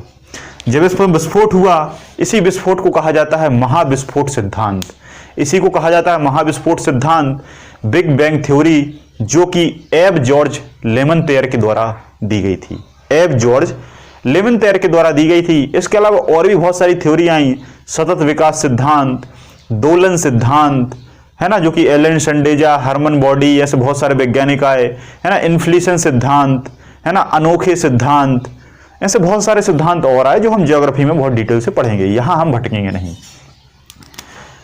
तो हमारे ब्रह्मांड में बहुत सारे सौरमंडल बन गए, सौरमंडल बन गए तो ग्रह बन गया, ग्रह बन गया तो हमारी पृथ्वी भी बन गई, पृथ्वी बन गई तो पृथ्वी में उस समय ऊर्जा ज्यादा थी, मतलब ईंधन था, ईंधन था तो ईंधन जल रहा था, इसलिए पृथ्वी आग का जलता हुआ गोला थी। जैसे आज सूर्य है, सूर्य क्यों जलता है? क्योंकि सूर्य में हाइड्रोजन और हीलियम है। हाइड्रोजन और हीलियम क्या है? ये ईंधन होता है, और ईंधन में जब आग लगती है तो आग लगातार लगी रहती है। तो सूर्य आज तक लगातार जल रहा है। कब तक जलेगा? कहते हैं 5 बिलियन वर्ष और जलेगा। 5 बिलियन वर्ष के बाद ईंधन खत्म हो जाएगा, सूर्य बुझ जाएगा। जैसे गाड़ी में जब तक पेट्रोल रहेगा तब तक गाड़ी चलेगी, पेट्रोल खत्म हुआ, ईंधन खत्म हुआ, गाड़ी बंद हो जाएगी। तो एक समय ऐसा रहा होगा कि पृथ्वी का भी जो ईंधन जलता था, मतलब आग का जलता हुआ गोला थी, वो ईंधन खत्म हो गया, पृथ्वी बुझ गई, पृथ्वी ठंडी पड़ गई। पृथ्वी ठंडी पड़ गई तो पृथ्वी के पास H मतलब हाइड्रोजन, O मतलब ऑक्सीजन, 2 प्रकार के फिर से परमाणु आ गए, फिर से एटम आ गए। जब ये एटम आए तो गुरुत्वाकर्षण बल के कारण पृथ्वी ने इनको खींच लिया।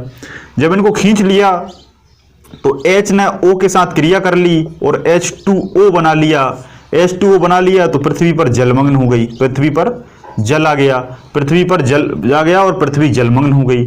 जब जल हो गया तो कहते हैं जल है तो कल है, कहते हैं जल है तो कल है। आज हम समझेंगे कि जल होने से कल क्यों होता है। आज आप जानेंगे कि जल ही जीवन क्यों है। आज आप जानेंगे कि जल ही जीवन क्यों होता है। आज तक आपने जल के बारे में बहुत सारी पानी बचाओ अभियान, है ना, जल ही जीवन है, जल है तो कल है, ये सब सुना होगा, लेकिन आज तक आपको किसी ने ये नहीं बताया होगा कि जल है तो कल क्यों है। कहते हैं कि जल ही जीवन का आधार है, जल ही जीवन का आधार है, और जब जल जीवन का आधार है तो हमें जीवन का कारण मिल गया। फिर तो हमें जीवन को पढ़ना ही नहीं है ना।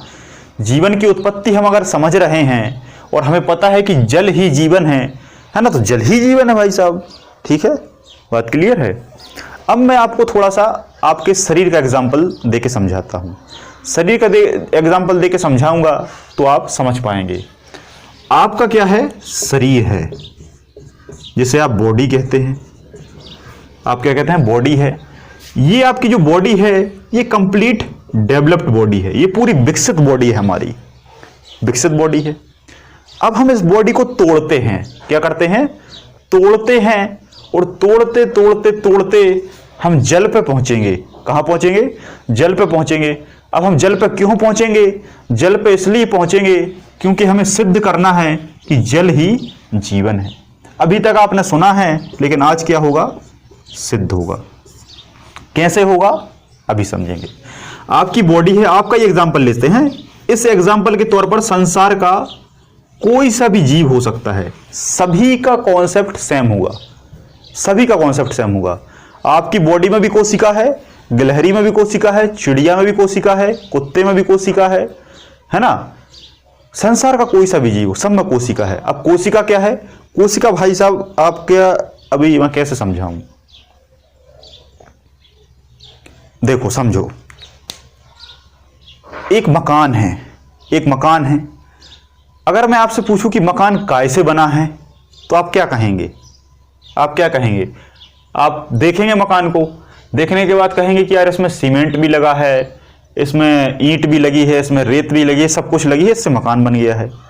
तो वैसे ही आप अपनी बॉडी को भी देखिए, एक दिन देखिए बॉडी को और सोचिए कि यार बॉडी में ऐसा क्या है। तो बॉडी में आपको कुछ दिखेगा नहीं त्वचा के अलावा। क्यों नहीं दिखेगा? क्योंकि इसकी जो रचना है वो भगवान ने ऐसी की है कि आप इसे आम आंखों से नहीं देख सकते, आम आंखों से नहीं देख सकते। फिर आप क्या करेंगे? फिर आप सूक्ष्मदर्शी से देखेंगे। माइक्रोस्कोप आता है ना, इलेक्ट्रॉन माइक्रोस्कोप, कंपाउंड माइक्रोस्कोप।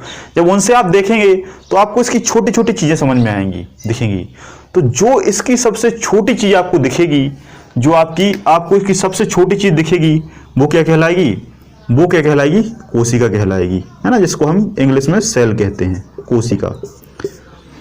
बहुत सारे बच्चे कोशिका समझते ही नहीं हैं। कुछ लोग साइंस के भी होते हैं, साइंस से पढ़ लेते हैं, लेकिन हमारे एजुकेशन सिस्टम में किसी भी चीज़ को समझाया नहीं जाता। पहले मैंने भी 11th में जब साइंस लिया, साइंस पढ़ा, तो साइंस पढ़ने के बाद मुझे ये समझ में नहीं आया कि यार कोशिका क्या होती है। 11th पास कर ली, टॉप कर लिया, 12th पास किया, उसमें भी टॉप कर लिया, लेकिन कभी कोशिका समझ में नहीं आया कि कोशिका क्या होता है। क्योंकि बायोलॉजी में सबसे ज़्यादा कोशिका के बारे में ही पढ़ाया जाता है, जो कि 6th क्लास से स्टार्ट हो जाता है।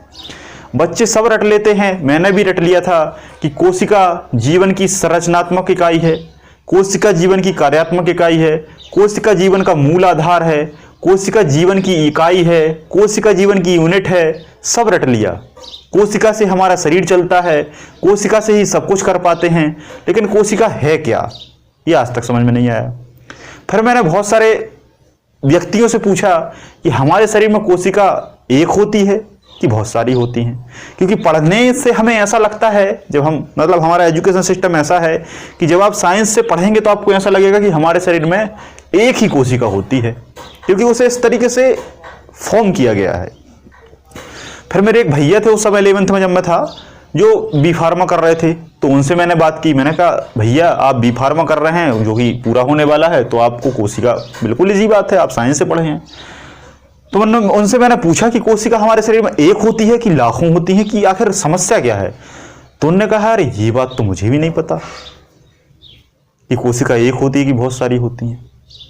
तो मैंने कहा फिर कैसे पता चले। तो उन्होंने कहा चलो मैं देखता हूँ, बताऊँगा। फिर उन्होंने मुझे आज तक नहीं बताया। फिर मैंने कहा चलो खुद ही ढूंढते हैं। फिर मैंने पुस्तक पढ़ना स्टार्ट किया, बहुत सारी पुस्तकें पढ़ी, तब मुझे समझ में आया यार इकाई इकाई इकाई जो लिखा रहता है वो एक्चुअल में इकाई इकाई नहीं है, वही इकाई हमारे शरीर की इकाई है। कैसे है ये मैं आपको समझाता हूँ। जिस प्रकार से जो मकान की दीवार है, ये दीवार 1 ईंट, 2 ईंट, 3 ईंट, 4 ईंट, 5 ईंट, 6 ईंट, 7 ईंट और इस तरीके से दीवार बन जाती है। दीवार में है क्या, ईंट है। वैसे ही आपके शरीर में क्या है, कोशिका है। क्लियर है। आपकी उंगली है, 1 कोशिका, 2 कोशिका, 3 कोशिका, 4 कोशिका, 5 कोशिका, 6 कोशिका, 7 कोशिका, 8 कोशिका, 9 कोशिका, ऐसी कोशिकाएं रखी हैं, ऐसी कोशिकाएं रखी हैं। और लाखों कोशिकाओं से आपकी उंगली बनी है, इतनी छोटी होती हैं। 10⁻⁻⁶ एंगस्ट्रॉम इसकी शेप एंड साइज होता है, जो कि काफी छोटा। अभी हम आगे पढ़ेंगे, अभी यहां डिस्टर्ब नहीं होते।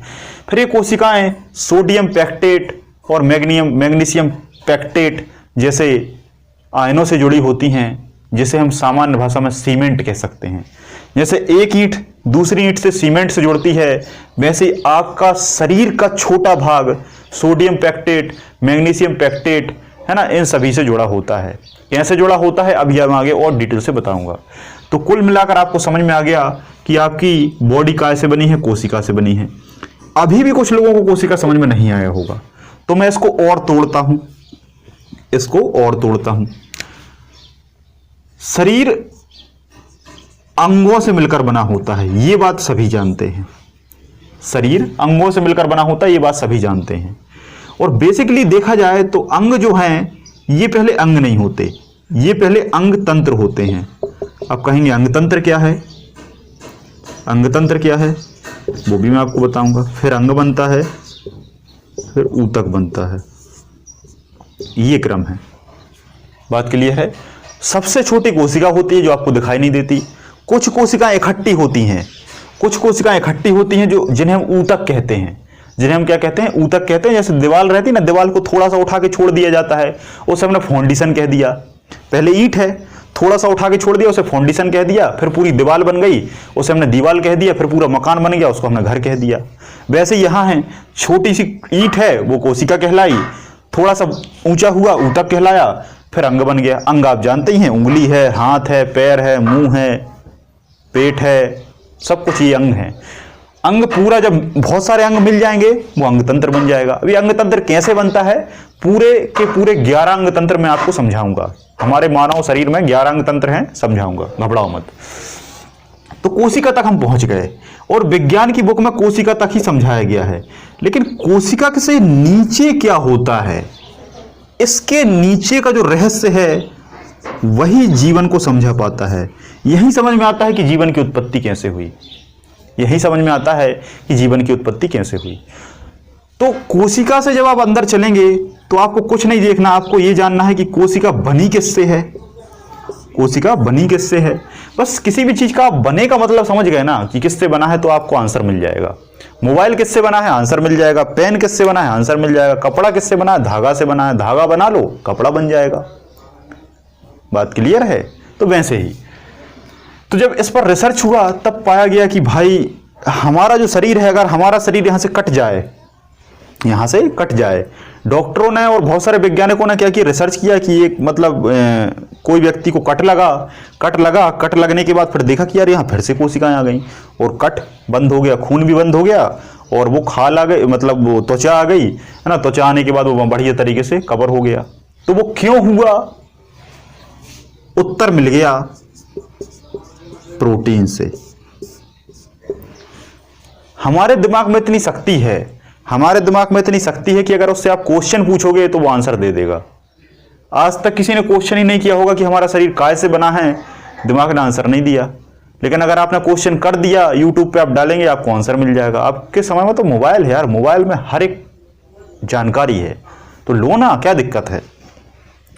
तो कोशिका का पता चला किससे, कि प्रोटीन से बना है ना। कहते हैं कि जब हमारा शरीर क्षतिग्रस्त हो जाता है तो हमारे क्षतिग्रस्त शरीर की जो मरम्मत है वो प्रोटीन करता है, ना कि कार्बोहाइड्रेट, वसा, विटामिन, ये सब नहीं करते। इसलिए कहते हैं कि अगर आपको बॉडी बनाना है तो प्रोटीन लो, बॉडी बनाना है, जिम जाना है तो प्रोटीन लो। कोई ये नहीं कहता कि बॉडी बनाना है तो कार्बोहाइड्रेट लो, फैट लो, मिनरल्स लो, विटामिन लो, ये कोई नहीं कहता। क्या कहता है, प्रोटीन लो। प्रोटीन के डब्बे आते हैं, देखा होगा, पाउडर, प्रोटीन एक्स है ना। सबसे अच्छा था मसल्स ब्लेज का आता है इतना बड़ा डब्बा, सूखा पाउडर होता है प्रोटीन का, वो खाते हैं, डोले सोले बन जाते हैं, 6 पैक वगैरह, ठीक है। तो प्रोटीन से बनता है। फिर मैं और ज्यादा सोचने वाला व्यक्ति हूं, फिर मैंने सोचा भाई प्रोटीन किससे बनता है, मुझे ये भी तो बताओ। तो प्रोटीन किससे बनता है, हिंदी में लिखता हूं, अमीनो अम्ल से बनता है। अमीनो अम्ल से बनता है। अबे अमीनो अम्ल क्या होता है, अमीनो अम्ल क्या होता है, तो एक प्रकार का अम्ल है। अम्ल क्या है, अम्ल क्या होता है, अम्ल एक प्रकार का जल है, जल है।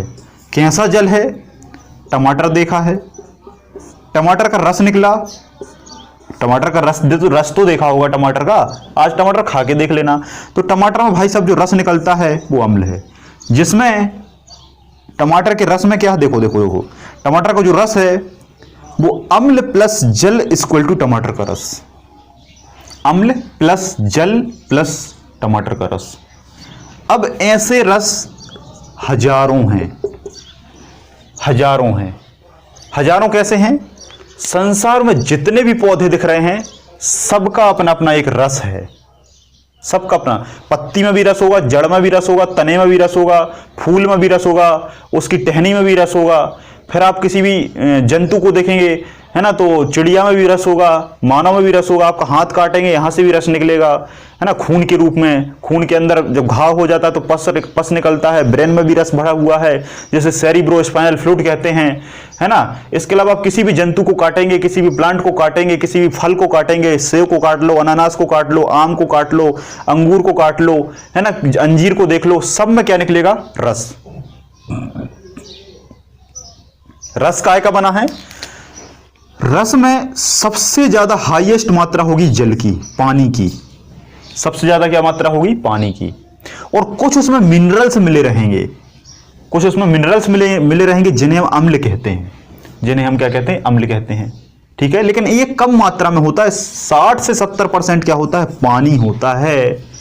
इसी कारण हम कहते हैं जल ही जीवन है, प्रूफ दैट, सिद्ध इति सिद्धम, ठीक है। तो ये सिद्ध हो गया कि किसी, देखो टमाटर का भी पौधा होता है, टमाटर भी क्या है, जीवन है उसमें।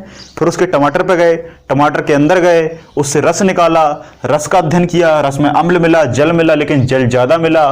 तो ऐसे ही हर एक जंतु में, आपके अंदर भी जो खून है, जो ब्लड है, उस खून में भी खून जो है वो थोड़ा बहुत रहता है, 60 से, वैसे तो देखा जाए हाँ 50 से 60%, 50 से 60% आपका पानी होता है आपके खून में। क्या होता है? पानी होता है। अब कुछ लोग कहेंगे कि सर प्लाज्मा होता है 55 से 60। भाई मैं जानता हूं, जब अभी ब्लड पढ़ेंगे ना पर्टिकुलर, तब मैं यहाँ बताऊंगा।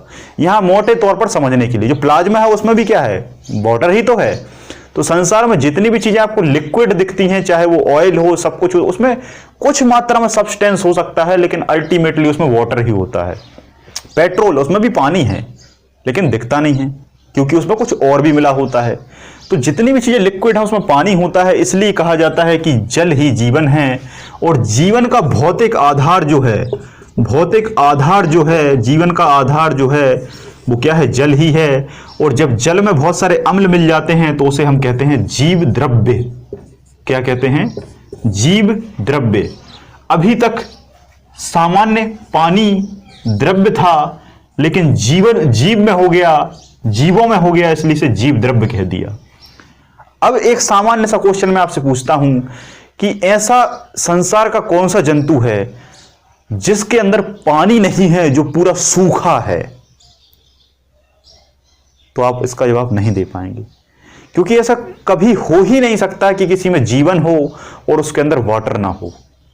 भले ही आपको यहां से मेरे शरीर में त्वचा दिख रही होगी, आंख है, कान है, फेफड़े, ये सब दिख रहा है, लेकिन इसके अंदर इससे भी ज्यादा परसेंटेज से पानी है।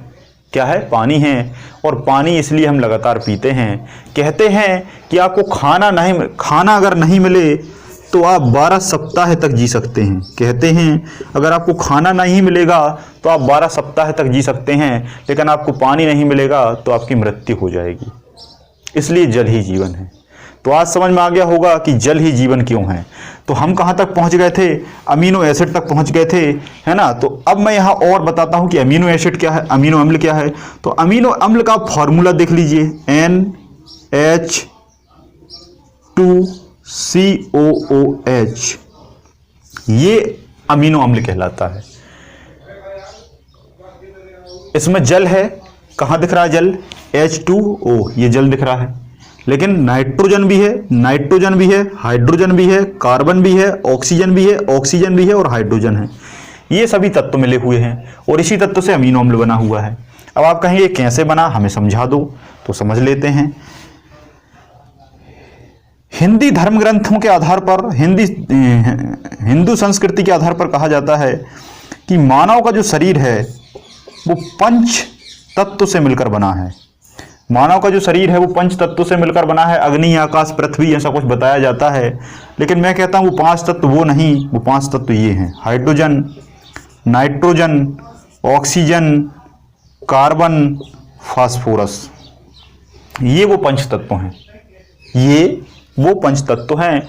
लेकिन विज्ञान ने और रिसर्च किया और कहा कि भाई 5 नहीं 6 होते हैं। एक और होता है जिसे 6 तत्व कहा। विज्ञान थोड़ा सा और आगे चलता है तो ये बेसिकली 6 तत्व होते हैं।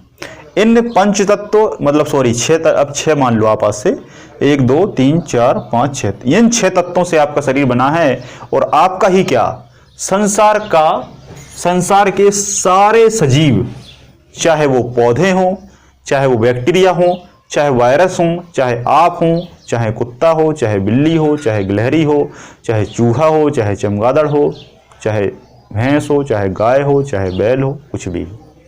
ठीक है, बात क्लियर है। अब आप कहेंगे कैसे? तो मैं इनसे अगर ये बना दूं तो आपको कहानी समझ में आ जाएगी। ठीक है, पहले हम पानी बनाते हैं। पानी, हाइड्रोजन निकला, ऑक्सीजन निकला, H2O, एक हाइड्रोजन एक और हाइड्रोजन, है ना, H plus O equal to H2O, और यही कहलाता है जल। यही कहलाता है जल।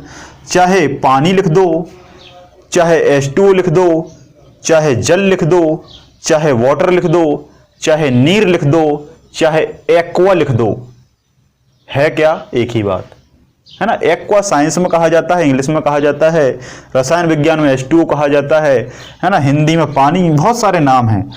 इस बन गया। अब आप कहेंगे ये बना दो, तो N ले लो, H ले लो। एक N से एक H नहीं जुड़ता, एक N से एक H नहीं जुड़ता। क्यों नहीं जुड़ता उसे भी समझ लेते हैं। एक एन से एक एच नहीं जुड़ता, क्यों नहीं जुड़ता उसे भी समझ लेते हैं। बेसिकली देखा जाए तो ये कॉन्सेप्ट केमिस्ट्री का है।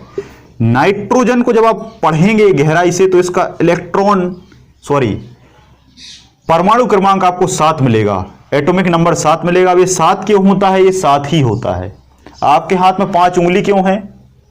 इसका जवाब है कुछ नहीं, भगवान ने 5 बनाई हैं तो 5 हैं। तो वैसे ही नाइट्रोजन की 7 उंगली होती हैं, ठीक है। नाइट्रोजन की 7 उंगली होती हैं, हाइड्रोजन की 1 उंगली होती है, ठीक है।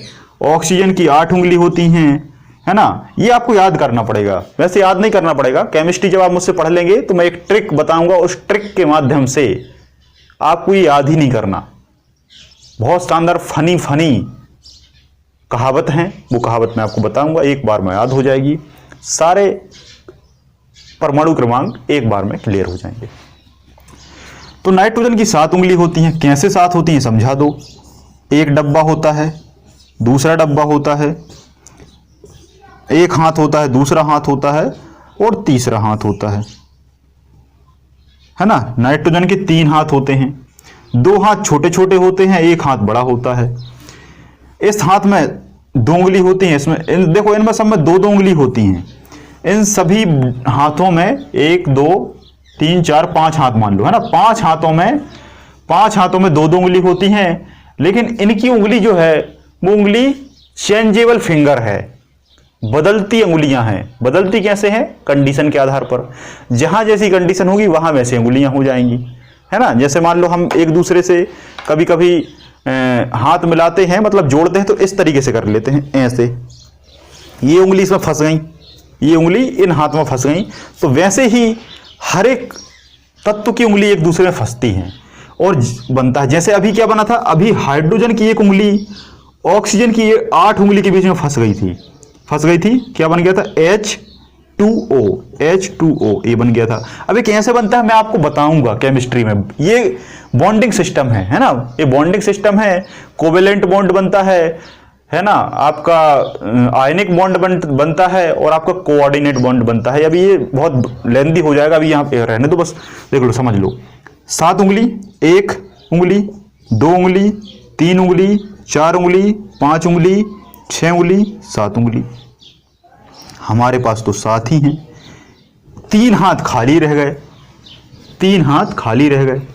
अब ये एक नियम है, ये हुंड का नियम है। हुंड का नियम कहता है कि जब भी उंगलियां भरती हैं, मतलब इलेक्ट्रॉन भरते हैं, तो पहले एक क्रम में जाते हैं, फिर दोबारा से स्टार्ट होते हैं, है ना। तो 1 2 3 4 5 6 और 7 ही उंगली थी, 7 ही इलेक्ट्रॉन थे, भर गए। अब 3 खाली हैं। अब 5 हाथों में से मैंने 2 हाथ को लड्डू दे दिए और 3 हाथों को लड्डू ना दो, तो वो 3 हाथों लड्डू लेने की कोशिश करेंगे, थाली में से जबरदस्ती उठाएंगे। तो जब ये 3 हाथ जबरदस्ती उठाने गए तो इसके पास दौड़ के आ गया कौन? हाइड्रोजन। एक हाइड्रोजन आया, यहां जुड़ गया, लेकिन फिर भी 2 हाइड्रोजन की जरूरत है। एक और आ गया, क्योंकि अब देखो, कुछ कहेंगे कि हाइड्रोजन ही क्यों आया, क्योंकि भाई ऑक्सीजन के पास तो 8 है ना, 8 की यहाँ जगह ही नहीं है, यहाँ तो 3 की जगह है। अगर ऑक्सीजन के पास 3 होते तो 1 ऑक्सीजन आ जाता, लेकिन हाइड्रोजन ऐसा है कि ये तो कहीं भी फिट हो जाता है। ऑक्सीजन के साथ भी फिट हो गया, क्योंकि 1 है तो 1 2 3 फिट हो गए, क्योंकि 3 खाली थे। और जोड़ लो, 1 N 3 H, क्या बन गया? NH3। इसी को कहते हैं अमोनिया। इसी तरीके से C उठ गया, O उठ गया और H उठ गया, तो क्या बन गया? COH। ये एसिटिक ग्रुप है, इससे जुड़ गया। जब जुड़ता है तो एक हाइड्रोजन कम हो जाता है, इसलिए इसे NH2COH लिखा जाता है। और यही बनाता है अमीनो एसिड, और अमीनो एसिड ही बनाता है। देखो, पंच तत्व 6 तत्व हो गए। 6 तत्वों ने मिलकर अमोनिया बना दिया, पानी बना दिया, है ना। अमोनिया से अमीनो एसिड बन गया, अमोनिया प्लस पानी अमीनो एसिड बन गया।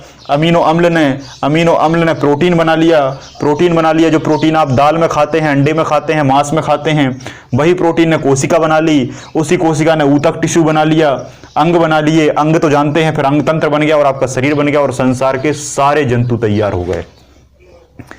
ये क्रम है जीवन की उत्पत्ति का। ये बेसिक चीज थी, जीवन की उत्पत्ति में भी ये बेसिक चीज थी। अब एडवांस चीज समझ लो।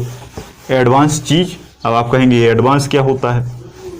एडवांस कुछ नहीं है, एडवांस कुछ नहीं है, बहुत ही सामान्य सी चीज़ है। ये तो हमने हमारी बात मान ली, ये हमारी बात हमने समझ ली। अब हम कुछ वैज्ञानिकों की बात समझेंगे। ये जो कॉन्सेप्ट अभी मैंने बताया, ये कॉन्सेप्ट जो है, ये अभी जो मैंने बताया, कहाँ से लेकर कहाँ तक? अमीनो अम्ल से लेकर अमीनो एसिड से लेकर बॉडी बनाने तक। ये जो कॉन्सेप्ट है ये मॉडर्न कॉन्सेप्ट है ना, ये मॉडर्न कॉन्सेप्ट है, आधुनिक सिद्धांत है। कौन सा सिद्धांत है? आधुनिक सिद्धांत है, आधुनिक सिद्धांत है। और ये आधुनिक सिद्धांत किसने दिया था? ये दिया था स्टैनले और मिलर ने। किसने दिया था? स्टैनले और मिलर ने। स्टैनले और मिलर के पहले 2-3 व्यक्ति और आए जिन्होंने जीवन की उत्पत्ति को प्रूफ करने के लिए बहुत सारे कारनामे करने शुरू किए। उनको हम और देख लेते हैं, वैसे तो पहले बताना था लेकिन मैं बता देता हूं। पहली जो थ्योरी है जीवन की उत्पत्ति के संबंध में, ये बताई हमारी अरस्तु भाई साहब ने। किसने? अरस्तु। अरस्तु ने कहा, अरस्तु ने सिद्धांत दिया स्वतः जनन का सिद्धांत। कौन सा सिद्धांत दिया? स्वतः जनन का सिद्धांत। इंग्लिश में कहा जाता है स्पॉन्टेनियस थ्योरी, इसको कहा जाता है थ्योरी ऑफ स्पॉन्टेनियस। क्या कहा जाता है? Theory of spontaneous generation. Theory of spontaneous generation, स्वतः जनन का सिद्धांत किसने दिया? अरस्तु। बस इतना ही पूछेगा, लेकिन फिर भी हम पूरा जान लेते हैं। अरस्तु भाई साहब ने कहा, क्योंकि यार पहले थे तो उतना ज्यादा इनके पास टेक्नोलॉजी नहीं थी, तो इन्होंने कहा कि संसार में जितने भी जीव हैं ये अपने आप स्वतः ही जन्म ले लेते हैं, स्वतः ही जन्म ले लेते हैं, जनन हो जाता है। इनने ऐसा कहा, जल्दी चले गए। बाद में ये थ्योरी गलत साबित हो गई। कैसे गलत साबित हो गई? एक और व्यक्ति आ गए जिनका नाम था रेडी। क्या नाम था? रेडी। तो उन्होंने क्या दी? उन्होंने अपने ही नाम से theory they the, experiment of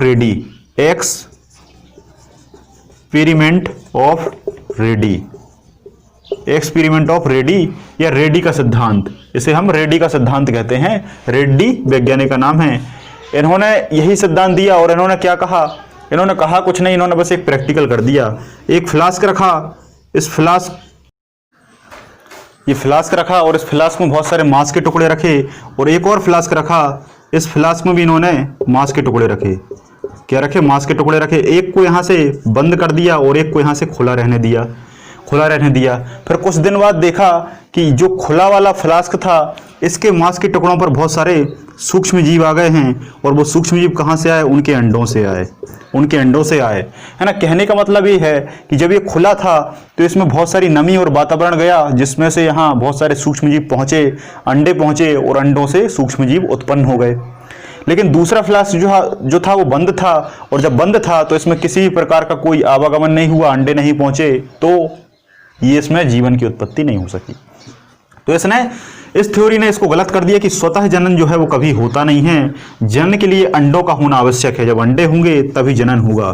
फिर एक तीसरे वैज्ञानिक आए जिनका नाम था लुई पास्चर, है ना। तो लुई पास्चर का सिद्धांत, तीसरा क्या था? लुई पास्चर का सिद्धांत। तो लुई पास्चर जी ने एक सिद्धांत दिया, उसका नाम भी लुई पास्चर सिद्धांत था। इन्होंने भी एक फ्लास्क लिया, एक फ्लास्क को इस तरीके से खुला रखा, और दूसरा जो फ्लास्क था इसको इस तरीके से एस आकार से मोड़ दिया। ठीक है, दोनों में चीनी का घोल रख दिया, और चीनी का घोल रखने के बाद इसको कुछ दिन तक गर्म करके छोड़ दिया। फिर इसमें देखा कि कुछ दिन बाद इसमें सूक्ष्मजीव आ गए, जो खुला था और ये गाढ़ा हो गया। लेकिन जो एस आकार से मुड़ा था, इसमें किसी प्रकार की नमी, वातावरण से जुड़ाव नहीं हुआ। इसी प्रकार इसमें किसी भी प्रकार के कोई सूक्ष्म जीव नहीं आए, है ना। तो कुल मिलाकर इन्होंने अंडों की बात कही, इन्होंने वातावरण की बात कही, है ना, और बहुत सारे सूक्ष्म जीवों के बारे में इन्होंने बताया। इसलिए इन्हें फादर ऑफ माइक्रोबायोलॉजी भी कहा जाता है, लुई पास्चर को। ठीक है, बहुत सारे टीके वगैरह उन्होंने बनाए थे। लेकिन इस सिद्धांत के बाद जो चौथा सिद्धांत था, इसे कहा जाता है आधुनिक सिद्धांत। इसे क्या कहा जाता है? आधुनिक सिद्धांत। और ये जो आधुनिक सिद्धांत है, ये सिद्धांत बेसिकली दिया था किसने? स्टैनले और मिलर ने। स्टैनले और मिलर ने, स्टैनले और मिलर ने। लेकिन कभी कभी एक और वैज्ञानिक का नाम आ जाता है जिसका नाम है एआई ओपेरॉन, एआई ओपेरॉन, या कभी कभी यूरे। ठीक है, तो यूरे और ओपेरॉन ने उतना ज़्यादा नहीं बताया इसके बारे में। ओपेरॉन ने बस केवल शुरुआत की थी, लेकिन इसमें पूरा जो प्रैक्टिकल है ना, यंत्र के आधार पर इसको सही से साबित किसने किया था? स्टैनले और मिलर ने। इन्होंने क्या किया? इन्होंने एक यंत्र बनाया और यंत्र में बनाने के बाद उन्होंने बता दिया कि जो जीवन की उत्पत्ति है वो तत्वों के आधार पर होती है। जो कार्बनिक तत्व होते हैं वो कार्बनिक तत्व ही जीवन की उत्पत्ति में सहायक होते हैं। अब आप कहेंगे कैसे? तो इसी को हम डिटेल से आप समझते हैं, जो कि मैं अभी आपको बता चुका हूं। अभी मैंने आपको अमीनो एसिड से लेकर कंप्लीट शरीर तक बनने तक की जो सारी प्रोसेस है उसको मैंने अभी डिटेल से आपको समझाया था, है ना, कि बॉडी कैसे बनी, कोशिका कैसे बनी। तो उन्होंने वही बताया, एक बहुत बड़ा यंत्र बनाया था। ठीक है, एक यंत्र बनाया था इस तरीके से।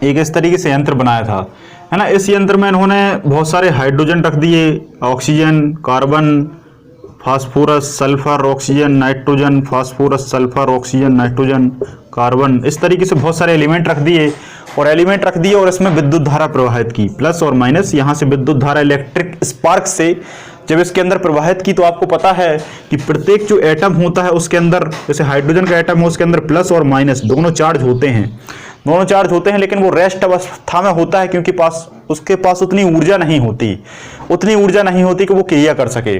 जब यहां से इसने एनर्जी दी, इलेक्ट्रिक स्पार्क दिया, तो इसने एक दूसरे के साथ इंटरेक्शन किया, एक दूसरे के साथ क्रिया की, और एक दूसरे के साथ जैसे क्रिया की और ये आपस में जुड़ गए और एक गाढ़ा लाल द्रव तैयार हो गया। यही गाढ़ा लाल द्रव जो था, इसी को इन्होंने कहा जीव द्रव्य, इसी को जीव द्रव्य कहा। और जब इसका अध्ययन डिटेल से किया गया, तो इसमें जीवन के सभी गुण मौजूद थे। कहने का मतलब ये है कि आज के जितने भी जीवधारी हैं, इन सभी जीवधारियों के जो जीवन जीने के जीव द्रव्य के भौतिक आधार के गुण हैं, जितने भी आज के हमारे गुण हैं, वो सभी गुण इस जीव द्रव्य से मैच करते थे। और इसी कारण ये सिद्धांत सर्वमान्य हैं, जिसे हम क्या कहते हैं? आधुनिक सिद्धांत या आधुनिक रासायनिक सिद्धांत या जीवन का आधुनिक सिद्धांत या जीवन का आधुनिक रसायन सिद्धांत या जीवन का रासायनिक सिद्धांत, ऐसे अलग अलग नाम हैं। तो किसने दिया था? स्टैनले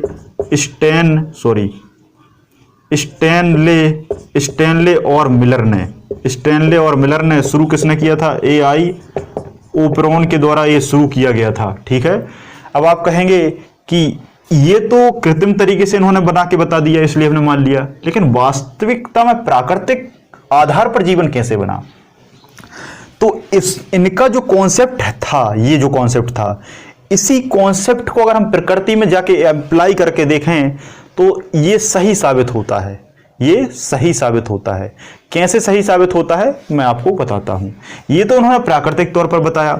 पहले क्या था? पृथ्वी थी, आग का जलता हुआ गोला थी, पानी आया, यहां पानी आया। पानी कैसे आया? H2O के माध्यम से आया।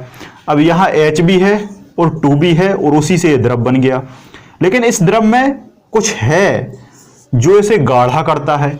क्या करता है? इतना भाग स्थल था, इतना भाग स्थल था, यहाँ कार्बन था, नाइट्रोजन था, फास्फोरस था, सल्फर था, कार्बन, ऑक्सीजन, नाइट्रोजन, सब कुछ था, फास्फोरस। बारिश हुई, ये सब बह बह के यहाँ पहुँचे, पानी में पहुँचे। पानी में पहुँचे तो ये पानी में यहाँ पर इन्हें अनुकूलित कंडीशन मिल गई।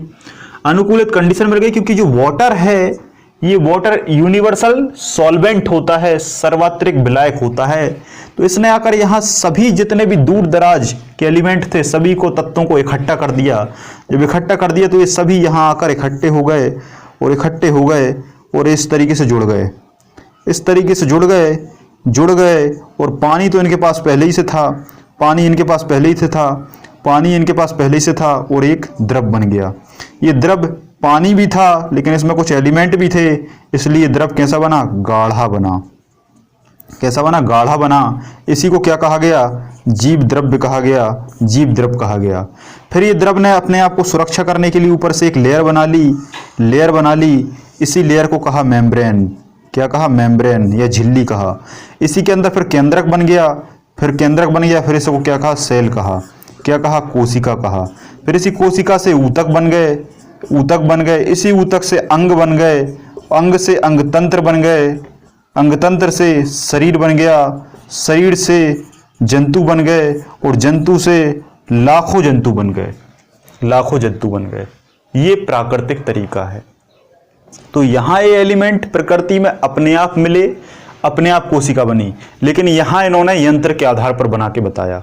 उन्होंने यंत्र के आधार पर बना के बताया और इस तरीके से यहाँ वही सिस्टम को अप्लाई हुआ जब मैंने पहले बताया था, है ना। तो ये सब क्या थे? पंच तत्व थे, मतलब 6 तत्व थे वर्तमान में। इन्हीं 6 तत्वों ने आपस में क्रिया की, अमीनो एसिड बना, NH2COH। इसी अमीनो एसिड से प्रोटीन बनता है, प्रोटीन से कोशिका बनती है, कोशिका मतलब सेल बनती है और इसी सेल से शरीर बन जाता है, बॉडी बन जाती है। ठीक है। कहते हैं, माना जाता है कि ये जो सेल थी, ये सेल पहली सेल पादप कोशिका थी। कौन सी थी? पादप कोशिका थी। मतलब सबसे पहले संसार में पौधे आए थे, फिर बाद में जंतु आए हैं। जब ये पौधे आए थे तो इस पौधे की झिल्ली का निर्माण हुआ, सेलुलोज का निर्माण हुआ और इसमें सबसे पहले प्रकाश संश्लेषण हुआ। क्या हुआ? प्रकाश संश्लेषण हुआ। और जब प्रकाश संश्लेषण होता है तो आपको पता है ऑक्सीजन मुक्त होती है। क्या होती है? ऑक्सीजन मुक्त होती है। तो इससे ऑक्सीजन रिलीज हुई और ये वातावरण में ऑक्सीजन आ गई।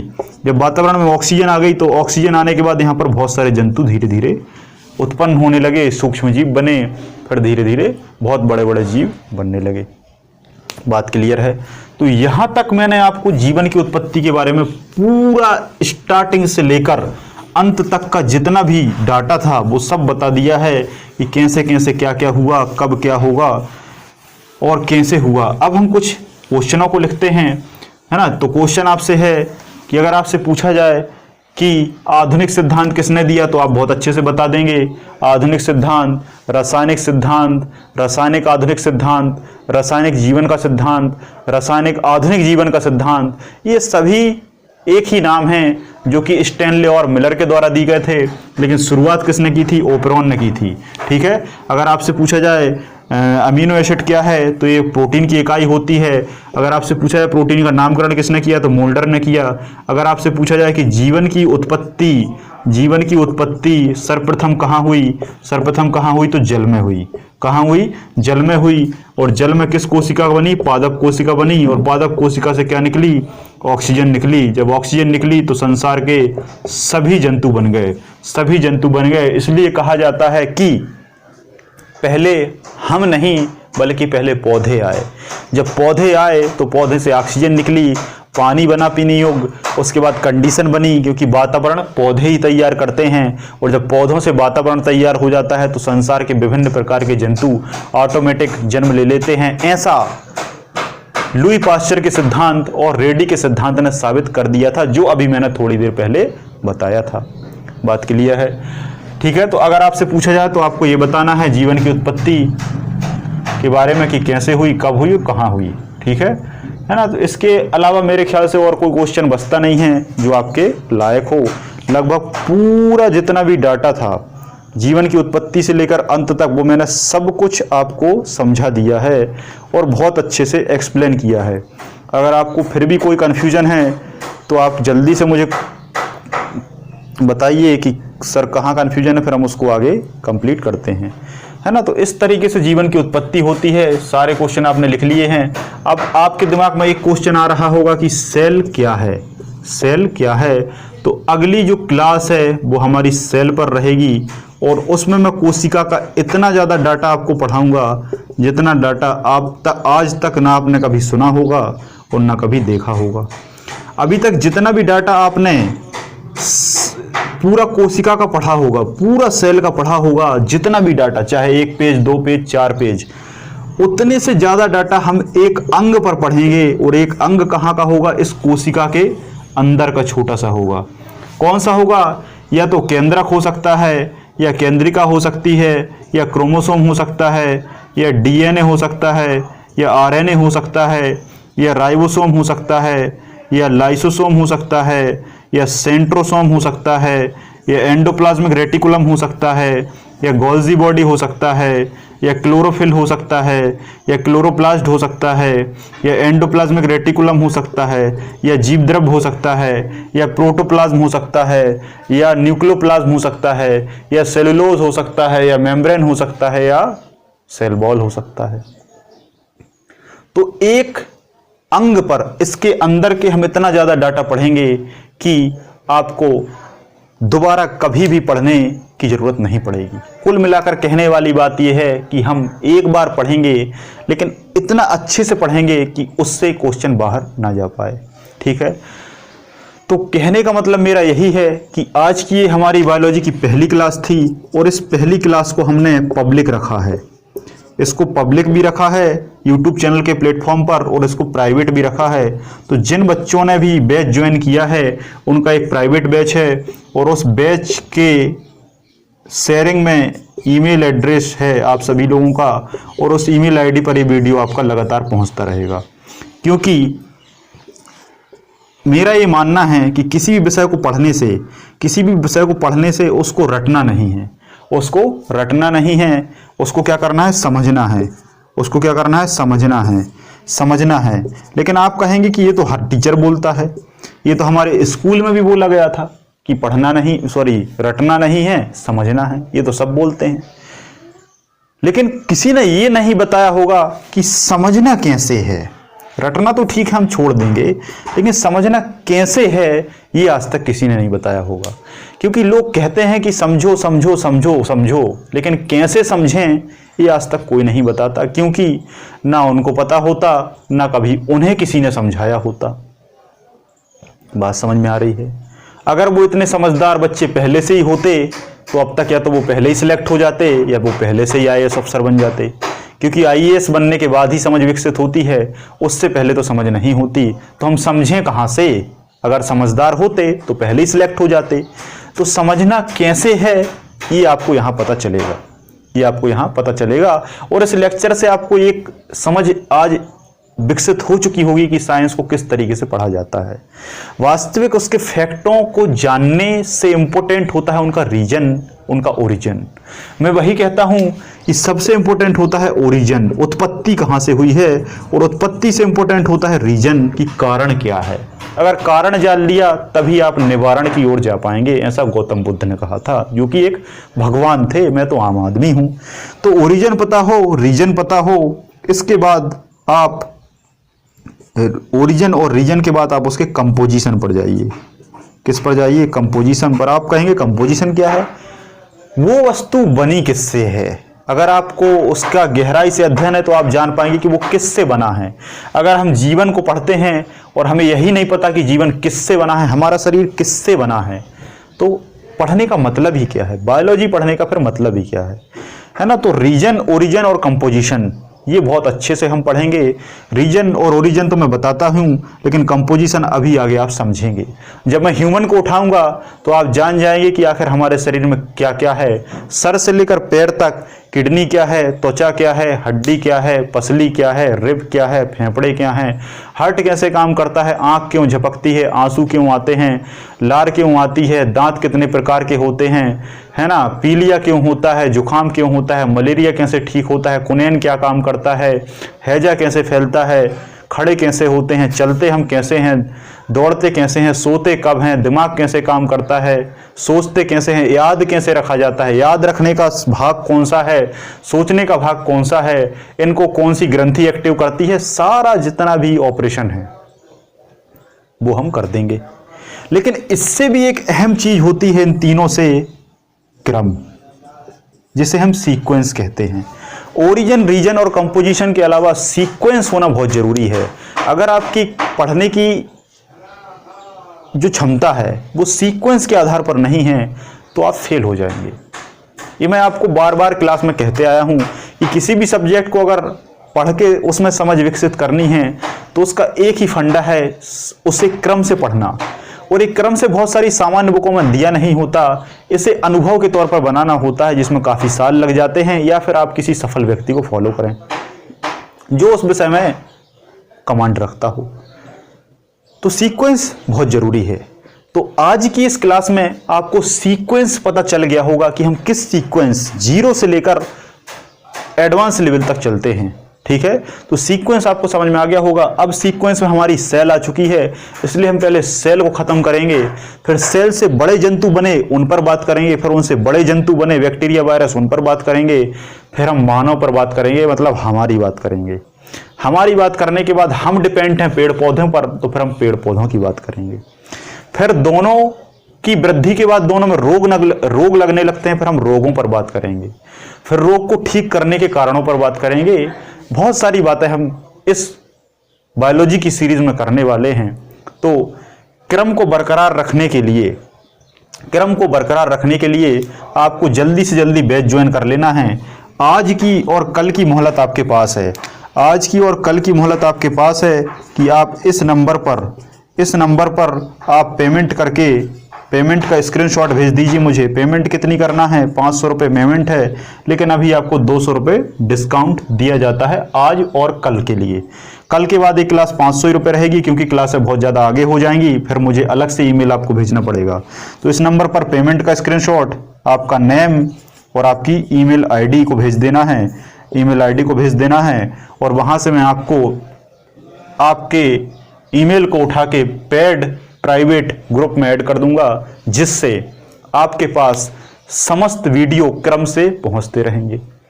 ये वीडियो पब्लिक है, क्योंकि डेमो के लिए हम YouTube पर 2 से 3 क्लासों को डालेंगे, जिससे आप लोगों को थोड़ा सा देख लें कि हम कैसा पढ़ाते हैं, किस लेवल का पढ़ाते हैं।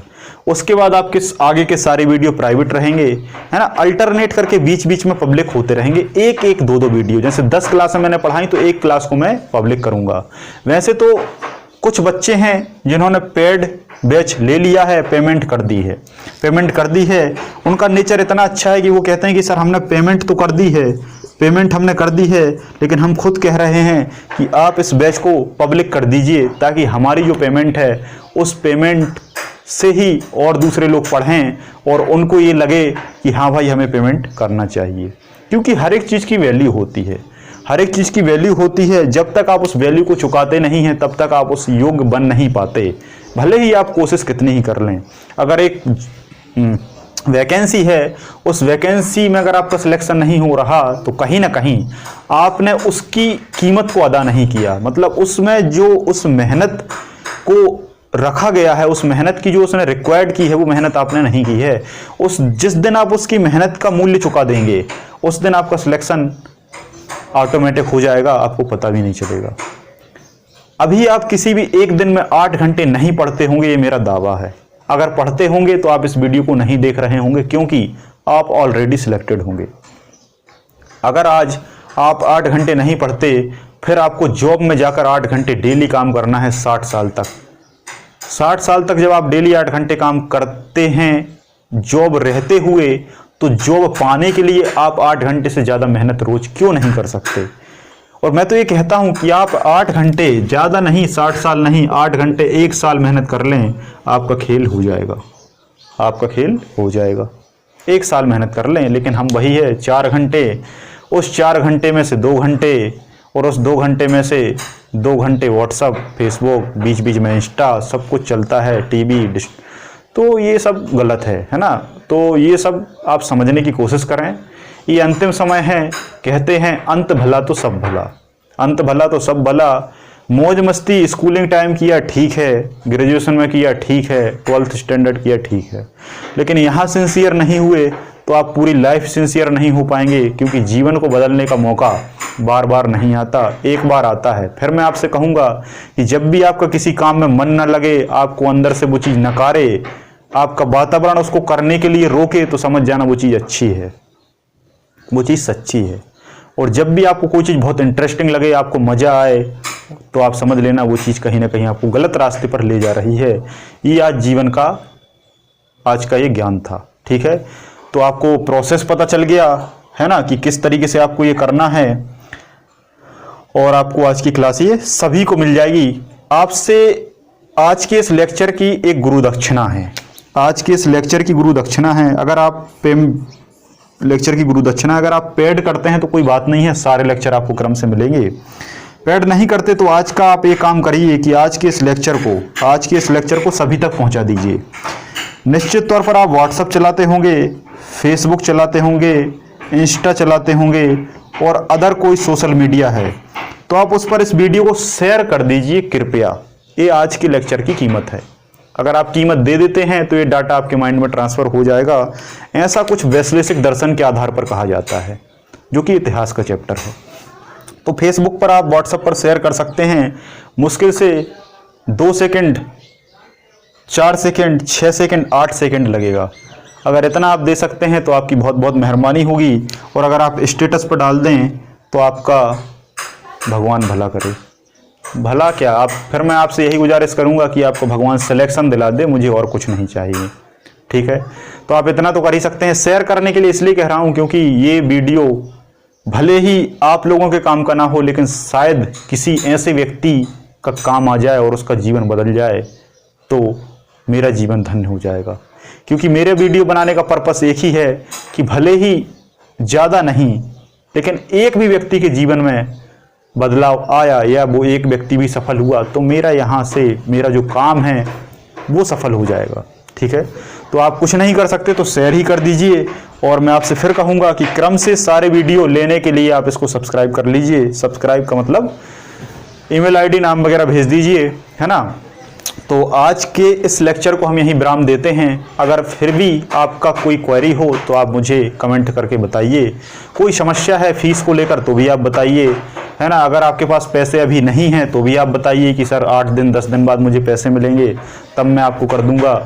या पैसा फिर भी नहीं मिलता, अगर आप गरीब हैं, ज़्यादा गरीब हैं, पढ़ना चाहते हैं, तो फिर मैं आपको उससे सवाल पूछूंगा, आपको उनके जवाब देने हैं और इस बैच को आपको ले लेना है, ठीक है। लेकिन झूठ नहीं बोलना यार, है ना। टीचर से कभी ज़िंदगी में अगर आप झूठ बोल, मैंने देखा है बहुत सारे बच्चे गोल मटोल बातें करके टीचर को बहकाने का काम करते हैं, तो ऐसा कभी जीवन में मत करिए। अगर ऐसा आप करते हैं तो फिर पढ़ाई नहीं, फिर आप पूरे जीवन असफल रहेंगे।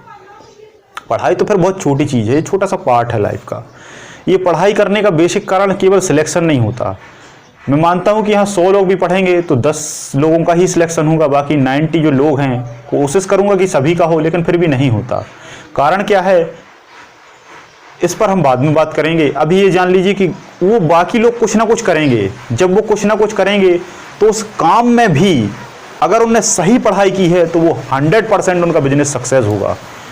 ये बात एक मेरे भी टीचर ने कहा था कि अगर तुम्हें जीवन में बहुत बड़ी ऊंचाइयों तक किसी भी फील्ड में जाना है तो आप एक बार सभी सब्जेक्टों को गहनता से पढ़ लें। सभी सब्जेक्टों को अगर गहनता से पढ़ लिया, कहने का मतलब ये है कि IAS लेवल का आपने पढ़ लिया तो आप चाहे दुकान खोलें, चाहे बिजनेस करें, चाहे कुछ भी करें, आप उसमें सफल होंगे, ये मेरी गारंटी है। मेरी का मतलब मेरे जो जिनने मुझे सिखाया था, ठीक है। तो आज का इस वीडियो को आप सभी लोगों के लिए देखने के लिए बहुत बहुत धन्यवाद। जय हिंद, जय भारत।